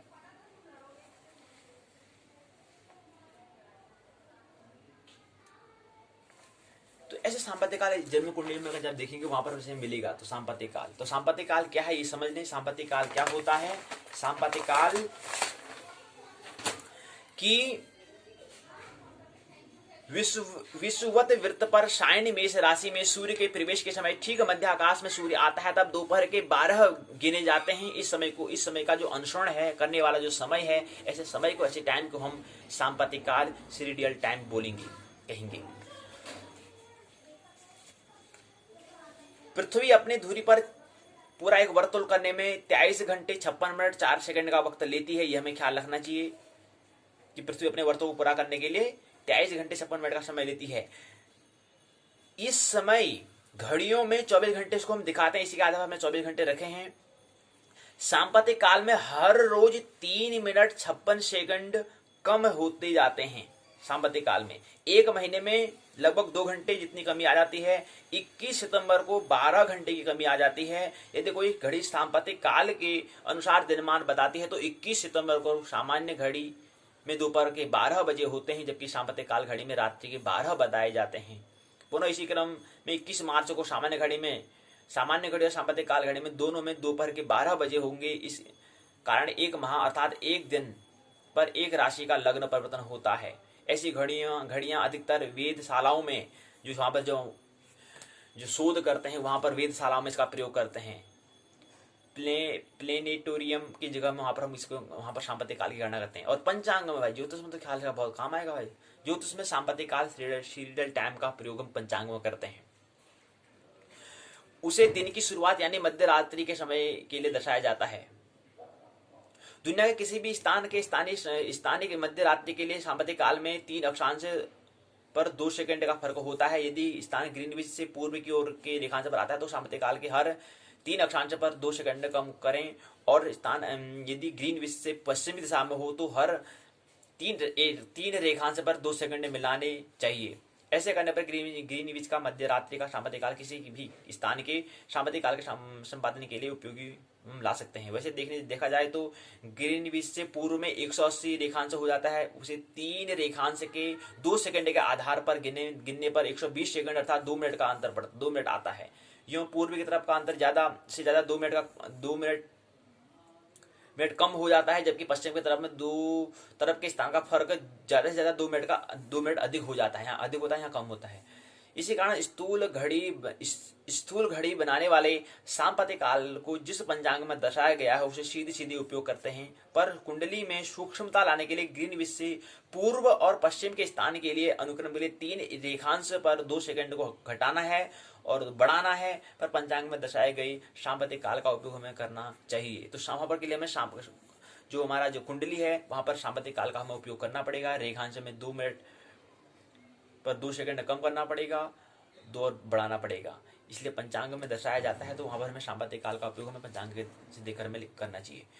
समय संस्कार और अयन समय संस्कार क्या होता है, ये हमारा 12वां प्रकरण है। 12वें प्रकरण में समय संस्कार था जन्म समय के मानक समय था घड़ी का समय में से स्थान का रेखांतर समय निकाल कर उसको अलग करें तो वह स्थानीय समय उसको हम कहते हैं, वो उससे हमें स्थानीय समय मिल जाता है। क्या है समय संस्कार अर्थात जन्म समय के मानक समय अर्थात घड़ी जो हमने माना है स्टैंडर्ड समय है, मानक समय था घड़ी के समय में से स्थान का रेखांतर समय को अगर निकाल देते हैं, उसको ऋण कर देते हैं, तो स्थानीय समय हमें मिल जाता है। अगर हम कहें लोकल टाइम अगर निकालना तो कैसे निकालेंगे, उसके लिए हमें क्या करना पड़ेगा, उसके लिए हमें जन्म समय से जो मानक समय जो घड़ी में हमें दिया होता है उसमें उस समय के मानक समय से स्थान का रेखांतर समय को हमें निकालना पड़ेगा। तो जन्म समय के स्थान के मानक समय, जन्म स्थान है वहां पर उसका कुछ मानक समय होगा, उस मानक समय से हमें क्या करना है, जो रेखांतर समय जो है उसको निकाल देंगे तो हंसी में स्थानीय समय मिल जाता है। तो समय संस्कार और अयन समय संस्कार, समय संस्कार और अयन समय संस्कार, ये 2 बातें यहाँ पर दी हैं। 3 गतियां होती हैं, दैनिक गति होती है, वार्षिक गति होती है, अयन गति होती है पृथ्वी की। पहले पृथ्वी अपनी धुरी पर एक चक्र पूरा करती है, उसे सूर्य के सन्मुख आने वाले भाग में दिन और सूर्य के विमुख होने पर रात्रि होती है। तो दैनिक गति जो हम कर रहे हैं, जो गति करते हैं उसको हम दैनिक, जिसमें दिन रात होते हैं उसको हम दैनिक गति कहते हैं। वार्षिक गति पृथ्वी सूर्य के चारों ओर चक्र पूरा करती है 365 दिन का, 1/4, एक दिन का चौथा हिस्सा, 1/4 दिन लगते हैं इसको। 365.1/4 दिन लगते हैं। तो पृथ्वी ये जो है एक वार्षिक गति, इसको कहेंगे मतलब एक साल में, इनकी जब पूरा परिक्रम में जो करते हैं उसको गति कहते हैं। तीसरी गति होती है अयन गति। पृथ्वी अपनी धुरी पर सूर्य के सामने जो क्रांति वृत्त पर झुकाव कर प्रदक्षिणा लेती है, उस झुकाव में जिस समय को पीछे को हटी हुई होती है उसे हम संपातों या परागति या अयन गति हम कहते हैं। साइन क्या होता है, साइन अर्थात अयन के साथ और निर्यन अर्थात अयन के साथ, यानी कि साइन मतलब होता है अयन और निर्यन मतलब भी अयन के बिना। अयन के साथ और अयन के बिना, साइन मतलब होता है अयन के साथ, निर्यन का मतलब होता है अयन के बिना। अब अयन क्या होता है, हम कहते हैं दक्षिणायन कहते हैं, उत्तरायण कहते हैं। तो अयन मतलब होता है कि उत्तरी गोलार्ध में होना, दक्षिणी गोलार्ध में 2 अयन होते हैं। तो ऐसे ही साइन मतलब होता है कि अयन के साथ विथ और उसके साथ नहीं, बिना उसके, विदाउट। तो साइन निर्णय कहलाएगा। तो यहीं पर क्या ये साइन निर्यन जो हम कह रहे हैं, अर्थात साइन का मतलब होता है अयन के साथ और निर्यन का मतलब होता है अयन के बिना। चौथा प्रकरण, 14वां जो चरण था वो पूर्ण होता है। इसी के साथ जो है जन्म कुंडली से परिचय का जो पहला अध्याय है वो पूर्ण होता है। कल हम जन्म कुंडली की रचना कैसे होती है दूसरे अध्याय को समझने का प्रयास करेंगे कल की पाठशाला में। 2-3 बातें हमें समझनी है, जैसे सांपत्ति काल हो गया, सीरिडियल टाइम जैसे हो गया। अब ये सीरिडियल टाइम क्या होता है, फिर पुनः बात करेंगे कि हमने यहां पर देखा कि इसमें किसी जातक का दिया है सांपत्ति काल 4:45:17। ये क्या है, सांपत्ति काल है, सीरिडियल टाइम समय है। जबकि उसका जन्म क्या है 7:32 स्थानीय, 7:32:48 में स्थानीय समय के आधार पर हुआ है, जो स्थानीय समय उसके आधार पर। और जबकि मानव समय है 7:45। तो 32:10:42:43:44:45, अर्थात कहने का मतलब है स्थानीय समय और मानव समय में 1213 मिनट का अंतर होता है। कहने का मतलब यह है कि यहाँ पर 6:53 है। 6:53 स्थानीय समय के आधार पर सूर्योदय हो रहा है। अगर इसको मानक समय के आधार पर देखें तो यहाँ पर 13 मिनट कितना होता है, यानी कि 7 यहाँ हो चुका है, 7 यानी कि यहाँ पर 7 मिनट यहाँ बचे। 7 के बाद फिर 7:14 यानी कि 7:06 में, जबकि मानव समय के आधार पर 7:06 में सूर्योदय हो रहा होगा। तो ये 12-13 मिनट का अंतर होता है मानक समय और स्थानीय समय में।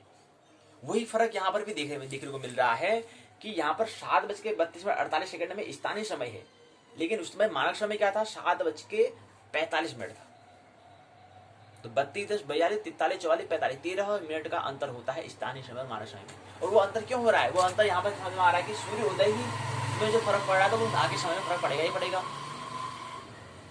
ऐसे अस्तमय है, अस्तमय थोड़ा कम होता है, लेकिन उदय के समय में 12-13 मिनट का अंतर होता है। तो अस्तमय थोड़ा कम होता है, उसमें 7-8 मिनट का हो सकता है, लेकिन उदय में क्या है, उदय जब होता है उसमें 7 मिनट का, मानक समय और स्थानीय समय में 13 मिनट का फर्क पड़ता है, और अस्त में 7 मिनट का, करीब 7, 8 या 9 ऐसी मिनट का फर्क पड़ता है। तो सांप्रतिक काल जो है, सीरियल टाइम, ये थोड़ा हमने नया समझने का प्रयास यहाँ पर किया मुख्य प्रकरण में, इस वीडियो पाठशाला में।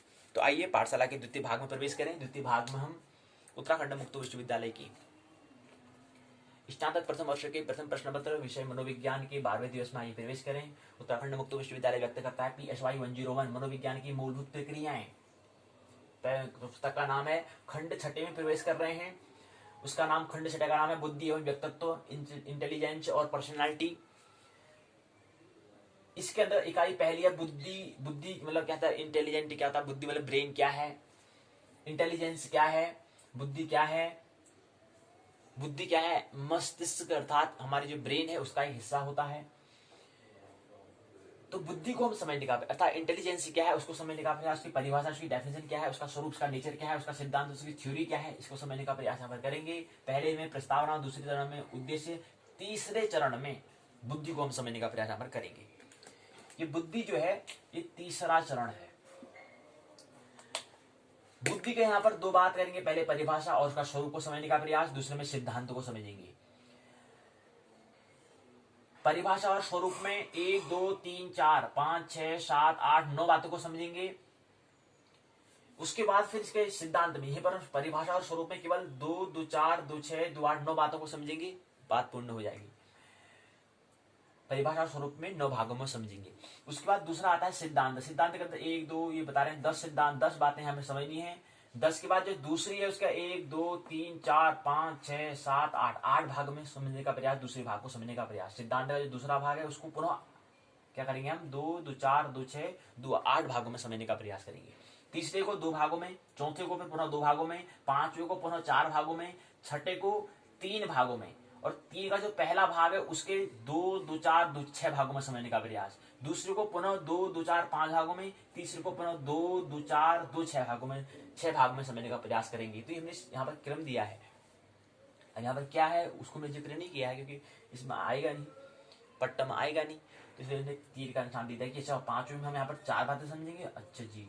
छठे में हमें 3 बात समझनी है, अच्छा 3 के बाद जो पहला भाग उसमें फिर हमें 2, 2, 4, 2, 6 बातें समझनी है, अच्छा उसके बाद दूसरे में 5 बात समझनी है, तीसरे वाले में फिर पुनः 2, 2, 4, 2, 6 बातें समझनी। ये हमें समझ में आज बात आ रही है क्योंकि पूरे जो दिया है ना पाठ्यक्रम में, जो उसको मेटेरियल को जो दिया उसको संक्षिप्त छोटा कर रहे हैं। ये हो गया। 7वें में कोई नहीं समझना, 8वें में 2 बात समझेंगे, 9वें में पुनः 2 बातें समझेंगे।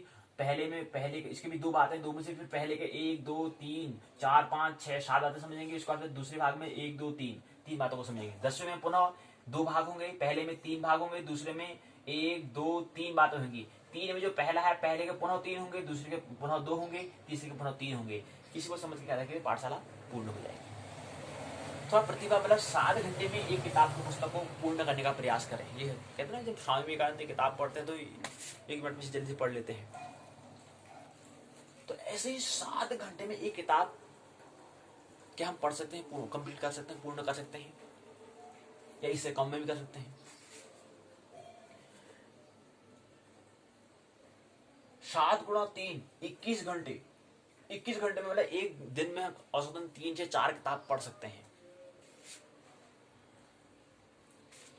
इसके लिए क्या करना पड़ेगा, इसलिए हमें हमारी इंटेलिजेंस में निर्भर करना पड़ेगा, हमारा IQ, हम कितनी अधिक किताबों समझते हैं। वो हो सकता है 7 घंटे में एक किताब पूर्ण हो सकती है, बड़े आराम से। अब यहां पर क्या है, 7 बातें हैं। पहले आती है, पहला होता है दिमाग, दूसरा होता है मेधा, तीसरा होता है बुद्धि, चौथा होता है प्रतिभा, पांचवा होता है विवेक, छठा होता है सूझ, सातवां होता है प्रज्ञा। ये 7 बातें क्या है, प्रश्नवाची चिन्ह लगा रखे हैं। तो इस बुद्धि वाले, बुद्धि और व्यक्तित्व, इंटेलिजेंस और पर्सनालिटी वाला जो खंड छठा दिया है, इसमें एक इकाई को आज की पाठशाला में एक इकाई लेंगे, कल की पाठशाला में दूसरी इकाई को लेंगे, परसों की पाठशाला में तीसरी इकाई को लेंगे। तो इसमें 3 इकाई को 3 दिन में लेंगे। और खंड का बुद्धि और व्यक्तित्व जो है, इंटेलिजेंस और पर्सनालिटी है, इसके अंतर्गत हमें ये जो 7 बातें हम कह रहे हैं कि दिमाग किसे कहते हैं, मेधा किसे कहते हैं, बुद्धि किसे कहते हैं, प्रतिभा किसे कहते हैं, विवेक किसे कहते हैं, सूझ किसे कहते हैं, प्रज्ञा किसे कहते हैं, ये समझने का प्रयास इस खंड के माध्यम से समझेंगे। और फिर इन प्रश्नों को, ये 7 प्रश्न दिए हैं क्या है, ये इनको किसे कहते हैं, आखिर क्या है, इसका उत्तर हमें इस खंड को पूर्ण हो करने के बाद उसका उत्तर हमें मिल जाएगा। नहीं मिलेगा तो भी क्या करना है, आगे निरंतर चिंतन करना है कि आखिर किसे कहते हैं दिमाग, किसे कहते हैं बुद्धि, किसे कहते हैं विवेक, किसे कहते हैं प्रज्ञा, किसे कहते हैं मेधा, किसे कहते हैं प्रतिभा, किसे कहते हैं सूझ। 6-7 बातें जो हैं, ये प्रश्न को हमें क्या करना है, चिंतन करना है। आइए उत्तराखंड मुक्त विश्वविद्यालय के पाठ्य पुस्तक के आधार पर इसको समझे।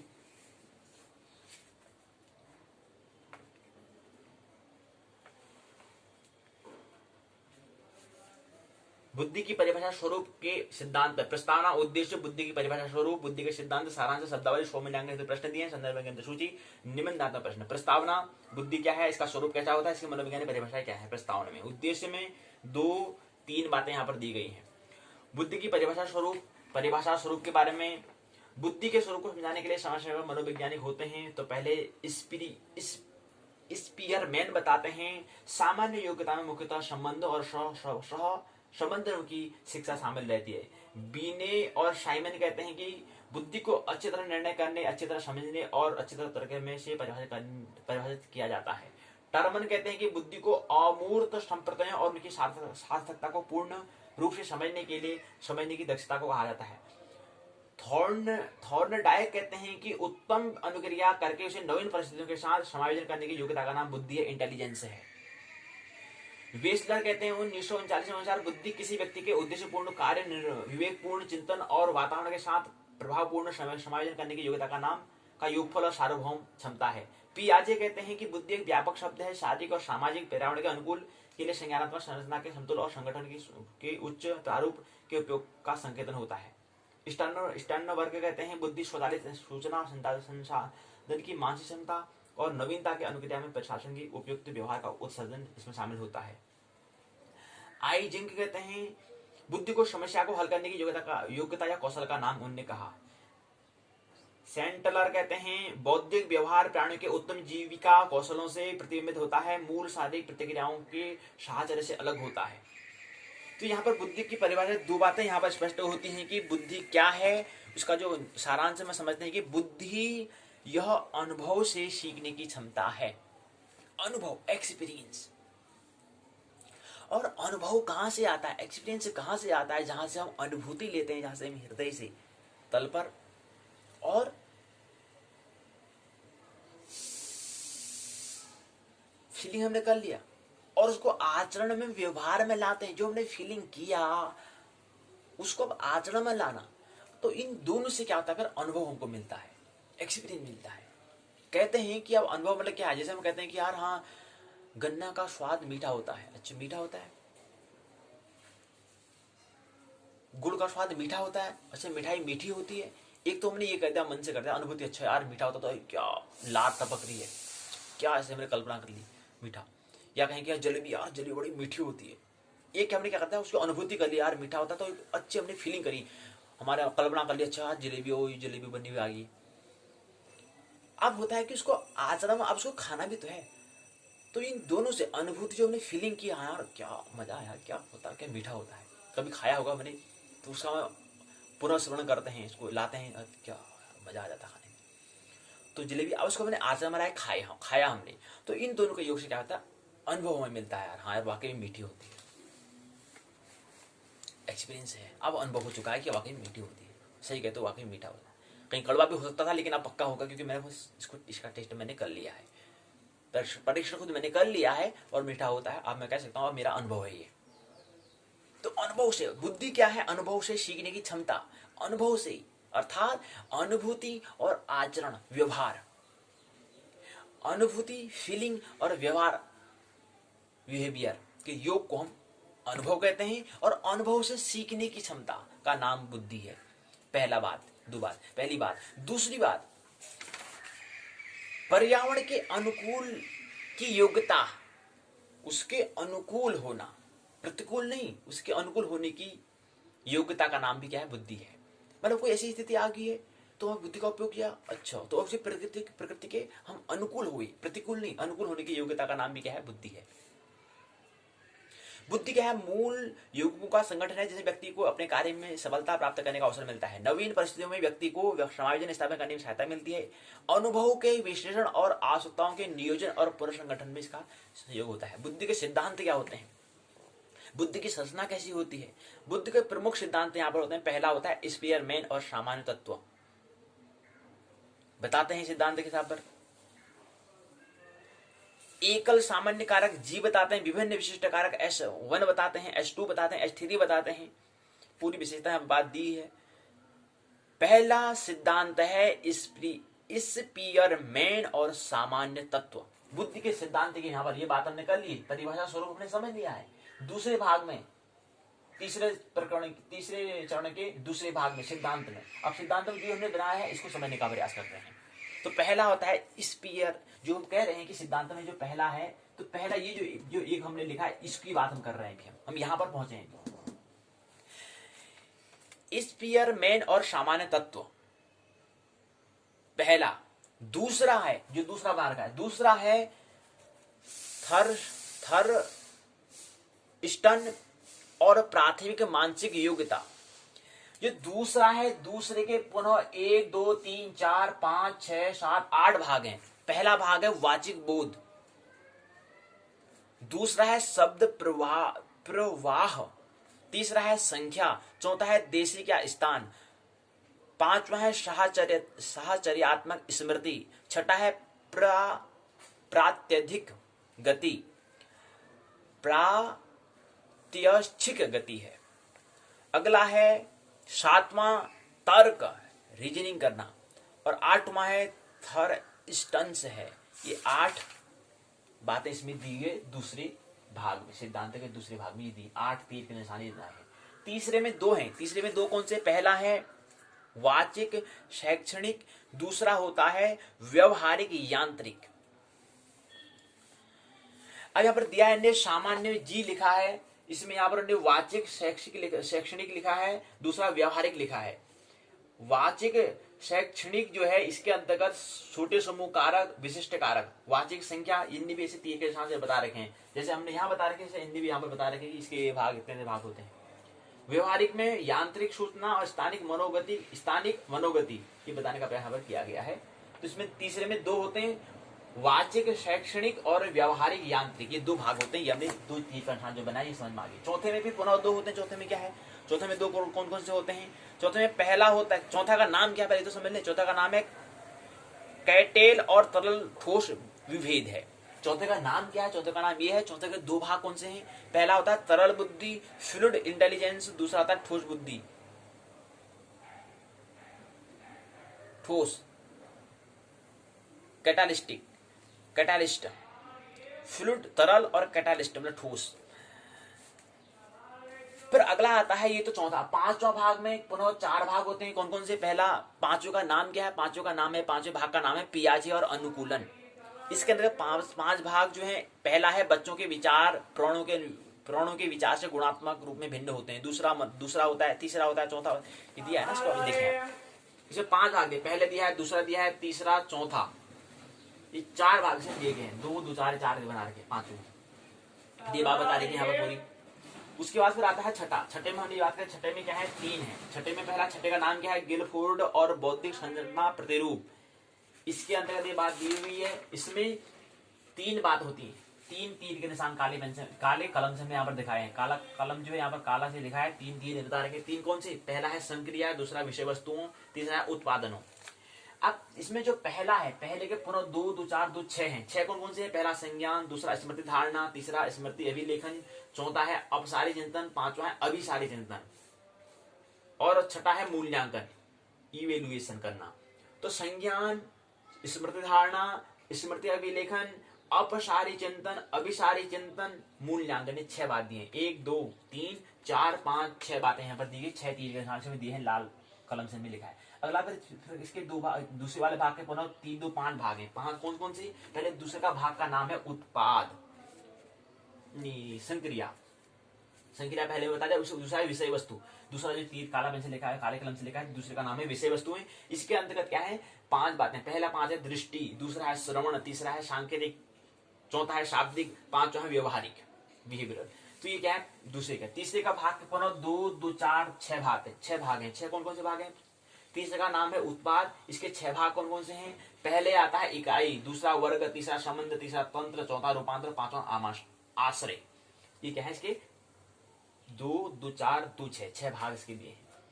फिर गिलफोर्ड ने 1995 में 6 प्रकार की संक्रियाएं बताई हैं, 5 प्रकार की विषय वस्तु, 6 प्रकार के उत्पादों के बारे में बताया। 6 गुणा 5 गुणा 6 बराबर 180 बुद्धि के कारकों की पहचान उन्होंने की है। 180 बुद्धि की कारकों की उन्होंने पहचान की है, जैसे स्मृति, विषय वस्तु, उत्पादन का प्रत्येक सम्मिश्रण बुद्धि के विभिन्न कारक उन्होंने बताए हैं। अगला 7वां प्रकरण आ गया, हम 7वें यहाँ पहुंच गए। तो 7वें का नाम है समकालिक और अनुक्रमिक संचालन का सिद्धांत यहाँ पर दिया है। सिद्धांत को, सब थ्योरी को समझने का हम प्रयास कर रहे हैं। 7वें भाग का नाम ये है। 7वां कोई अन्य उपशाखा नहीं है। 8वें भाग का नाम है, ये 7वें भाग यहाँ से बता रखा है इनमें, अब क्या बता रहा है उसे जिक्र नहीं करेंगे। 8वां है, 8वें भाग का नाम दिया है, उसका नाम है बुद्धि के सूचना संसाधन सिद्धांत। ये क्या है? 8वें भाग का नाम है। अब इसकी 2 उपशाखा है, इसकी विरांचन शाखा है। पहले शाखा का नाम है वास्तु शिल्पीय यंत्र होता है। दूसरा है कार्यकारी तंत्र होता है। ये 2 इसके भाग हैं। 2 भाग के नाम, पहले भाग का नाम क्या है? पहले भाग का नाम है वास्तुशिल्पीय तंत्र, दूसरा कार्यकारी तंत्र। ये 2 भाग इसके नाम दिए। अब ये 9वें भाग में प्रवेश करेंगे। 9वें भाग का नाम है, 9वें का नाम है गार्डनर और विविध बुद्धि सिद्धांत है। इसके अंतर्गत इसमें क्या है? 9वें में 2 भाग दिए हैं। 2 के पहले भाग में 2 2 4 2 6 7 भाग दिए हैं। 7 भाग में पहला भाग है भाषा विषयक बुद्धि होती है, दूसरा तार्किक गणितीय बुद्धि होती है, तीसरा स्थानिक बुद्धि होती है, चौथा संगीत परक बुद्धि होती है, 5वीं शारीरिक गति बुद्धि होती है, छठा अंतर्वैयक्तिक बुद्धि होती है, अंतर्वैयक्तिक बुद्धि होती है, 7वां अंतरावैयक्तिक बुद्धि होती है। अंतर और अंतरा 2 शब्द होते हैं। तो ये 7 बुद्धि होती है। 9 के 2 भाग। 9वें का नाम मैंने बताया, उसका 2 भाग बताए। 2 भाग का पहला भाग मैंने बताया, ये इसकी उपशाखा बता दी। इसके दूसरा जो भाग है, दूसरा ब्रांच की, उसकी उपशाखा पुनः 3 उपशाखा है। 3 कौन सी है? दूसरे का नाम है गार्डनर ने बुद्धि के ऊपर 3 नाम जोड़े हैं। पहले को प्रकृतिवादी बुद्धि, दूसरे को आध्यात्मवादी बुद्धि, तीसरे को अस्तित्ववादी बुद्धि बताया है। प्रकृतिवादी मतलब प्रकृति मतलब नेचर हो गया, अध्यात्म मतलब स्पिरिचुअल हो गया, अस्तित्व मतलब हो गया एग्जिस्टेंस। हमने बताया था कि अस्तित्व का योग क्या है। अस्तित्व का योग जो यहाँ पर मित्र गार्डनर 1998 में जो बता रहे हैं, ये ठीक बता रहे हैं। उसका दृष्टिकोण हमारा दृष्टिकोण लगभग एक ही जाता है। इन्हें तीनों का जोड़ उन्हें बताया है। मतलब अस्तित्व में क्या है? अस्तित्व में 2 है, एक प्रकृति है और एक क्या है? अध्यात्म है। मैंने प्रकृति को हमने थोड़ा नाम में रूपांतर करा, हमने अध्यावरण उसको नाम दे दिया। हमने कहा कि अस्तित्व से औ से आता है, अध्यात्म भी औ से आता है, तो उसको औ से कुछ नाम दे दिया जाए, तो औ से उसको अध्यावरण हमने दिया। तो ये 3 बातें जो मित्र गार्डनर बता रहे हैं, वो उनकी दृष्टिकोण लगभग सेम है, एक खाती है, एक मैच खाती है। तो 3 इन्हें बताए, प्रकृति, अध्यात्म और अस्तित्व। अस्तित्व के में 2 चीजें होती हैं, अध्यात्म और प्रकृति। अब इन्हें तीनों का अलग अलग बता रखा है, अलग जगह रखा है। प्रकृति को समझने, अध्यात्म को, फिर जाकर अस्तित्व। हमें भी कहा था ना, यहाँ पर 3 दिन हमने बताया था कि यहाँ पर 3 बातें होती हैं। 2 बातें होती हैं, अध्यात्म और अध्यावरण, और उसके योग से अस्तित्व बनता है। तो इसलिए 3 दिन में 3 बातें अलग से करनी चाहिए। पहले हमें अध्यात्म को समझना चाहिए, फिर अध्यावरण को, पहले अध्यावरण को समझना है, पहले विज्ञान को समझना है, पहले प्रकृति को समझना है, उसका फिर अध्यात्म को अर्थात धर्म को, जो हमारा स्पिरिचुअल उसको समझना है, उसके बाद फिर जाके अस्तित्व को समझना है। तो ये 3 बातें यहाँ पर दी हैं। तो ये 9वां भाग। उसके बाद आता है 10वां भाग। 10वें भाग के पुनः क्या है, 2 भाग यहाँ पर दिए गए। पहले के फिर पुनः 3 उपशाखा हैं। उसके बाद दूसरे के भाग के पुनः 3 शाखा है। 3 के भी 3 है, फिर 2 फिर 3 है। फिर उसको उसी साथ क्या पाठशाला पूर्ण हो जाएगी, इकाई पूर्ण हो जाएगी। 10वां है, इस 10वें भाग का नाम है स्टर्नबर्ग और बुद्धि के त्रितंत्र सिद्धांत। 3 तंत्र उन्होंने दिए हैं, इसलिए 3 तंत्र कौन से देते हैं आपको समझिए। 3 पक्ष का उन्होंने वर्णन किया है। पहले का नाम है, पहला इसका भाग है, इसके 3 भाग हैं। तो पहले इसका नाम हमने दिया है स्टर्नबर्ग के सिद्धांत को त्रितंत्र कहा जाता है। ख्याल रहे, प्रश्न पूछा जा सकता है। स्टर्नबर्ग के सिद्धांत को हमने उसका नाम, उस सिद्धांत को त्रितंत्र कहा जाता है। उसमें 3 तंत्र उन्होंने बताए हैं। उन्होंने बुद्धि के 3 पक्षों का वर्णन किया है। वो 3 पक्ष कौन कौन से, थोड़ा समझ लें। तो 3 पक्ष हमने यहाँ पर कहें कि इसका जो भाग जो है, उस भाग का नाम हमने कहा स्टर्नबर्ग और बुद्धि का त्रितंत्र सिद्धांत। हमने कहा स्टर्नबर्ग और बुद्धि का त्रितंत्र सिद्धांत 10वें भाग का नाम है। सिद्धांत का 10वां सिद्धांत में आता है। स्टर्नबर्ग और बुद्धि का त्रितंत्र सिद्धांत आता है 10वें भाग में।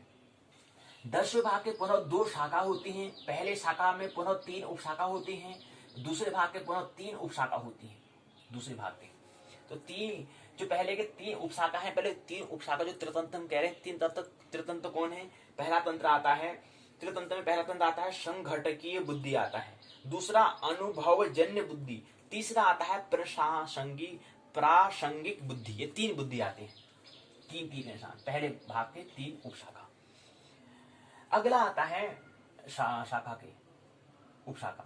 उसका फिर दूसरा शाखा है इसकी भाग के बाद इसके शाखा के बाद पुनः उपशाखा इसकी। तो दूसरे के शाखा के उपशाखा कौन सी है, 3 उपशाखा है। 3 शाखा उपशाखा कौन कौन सी है, 3 का पहला उपशाखा का नाम है संघटित बुद्धि, दूसरा अनुभवजन्य बुद्धि, चौथा प्रासंगिक बुद्धि। असल में कह दिया जाए कि जो तीसरा भाग जो दिया है, ये इसी का ही क्या है, इसका रूपांतर को समझाने का प्रयास यहाँ पर किया गया है। क्योंकि हमने कहा कि संघटित बुद्धि, अनुभवजन्य बुद्धि और प्रासंगिक बुद्धि है, उसको उन्होंने बताया है, इसलिए इसको उन्होंने 2 भाग अलग से कर दिए हैं। लेकिन आप जो उन्होंने कहा कि संघटित बुद्धि और अनुभवजन्य बुद्धि और प्रासंगिक बुद्धि है, उसके अंदर भी क्या है, उपशाखा है।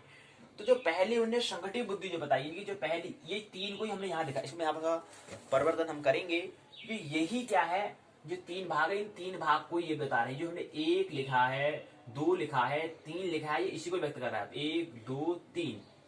अब इसके अंदर भी कुछ भाग उपशाखा है, जिसका कुछ चरण है, उसको यहाँ पर क्या है, इसके 3 चरण, पहले के 3 है, दूसरे के 2 है, तीसरे के 3 है। वो 3 चरण कौन कौन से हैं, उन 3 चरणों का नाम, पहले का नाम है संघटित बुद्धि, जो है 1 दिया है, ये 1, ये वाला 1 है, ये 2, ये वाला 2 है, ये 3, ये वाला 3 है। ठीक है। अब पहले वाले में 3 उसके उस चरण है। पहले का नाम है मेघा घटक या कार्यकारी प्रक्रिया, जैसे नियोजन। दूसरा आता है निष्पादन घटकों, जैसे न्यायबद्ध तर्क। तीसरा आता है ज्ञान अर्जन घटक, जैसे शब्द भंडार के लिए शब्दों की अर्जन की योग्यता। ये 3 पहले के 3 बार आगे। दूसरे के 2 कौन से हैं, अनुभवजन्य बुद्धि, इसका दूसरे भाग का नाम है।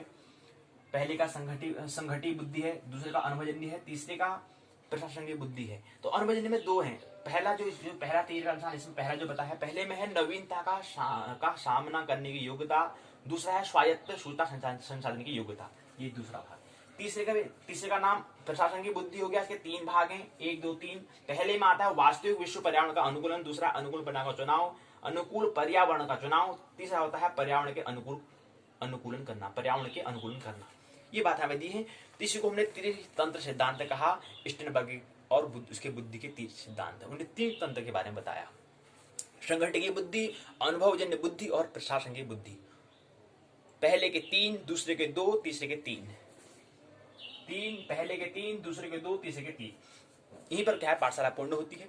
अब सारांश में संक्षिप्त में थोड़ा समझ लें। विद्वानों के अनुसार बुद्धि की 2 बातें सम्मिलित होती हैं। 2 बातें यहाँ पर आती हैं। 2 बात कहते हैं वो विद्वान जो है, उनका निचोड़ अगर निकालें तो 2 बात वो कहते हैं। 2 बात में पहली बात तो कहते हैं कि अनुभव से सीखने की क्षमता और पर्यावरण में अनुकूलन की क्षमता का नाम बुद्धि है, इंटेलिजेंस है। बुद्धिमत्ता, बुद्धिमान वही कहलाएगा जो क्या करता है, अनुभव से सीखने की क्षमता जिसके पास है, जो अनुभव लेता है, जो पहले फीलिंग करता है, उसको फिर व्यवहार में लाता है। पहले फीलिंग मतलब अनुभूति करता है, फीलिंग करता है, फिर उसको व्यवहार था आचरण में अथवा बिहेवियर में लाता है। उससे उसको क्या मिलता है, उसको अनुभव मिलता है, एक्सपीरियंस मिलता है। उसके अनुभव के माध्यम से वो सीखना करता है। सीखना मतलब क्या है? परिवर्तन। सीखना मतलब होता है कि लर्न नहीं करना, लर्निंग मतलब होता है कुछ अपने निरंतर अपने परिवर्तन करना। परिवर्तन किस आधार पर करना है?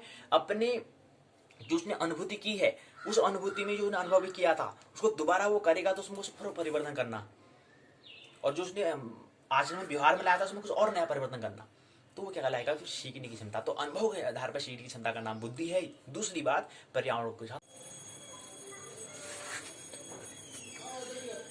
तो विद्वानों के अनुसार बुद्धि में दो बात सम्मिलित होती हैं।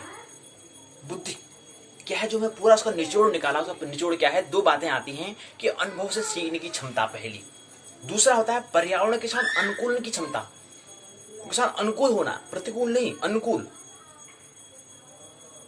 एडजस्ट, अपने आप को एडजस्ट करना,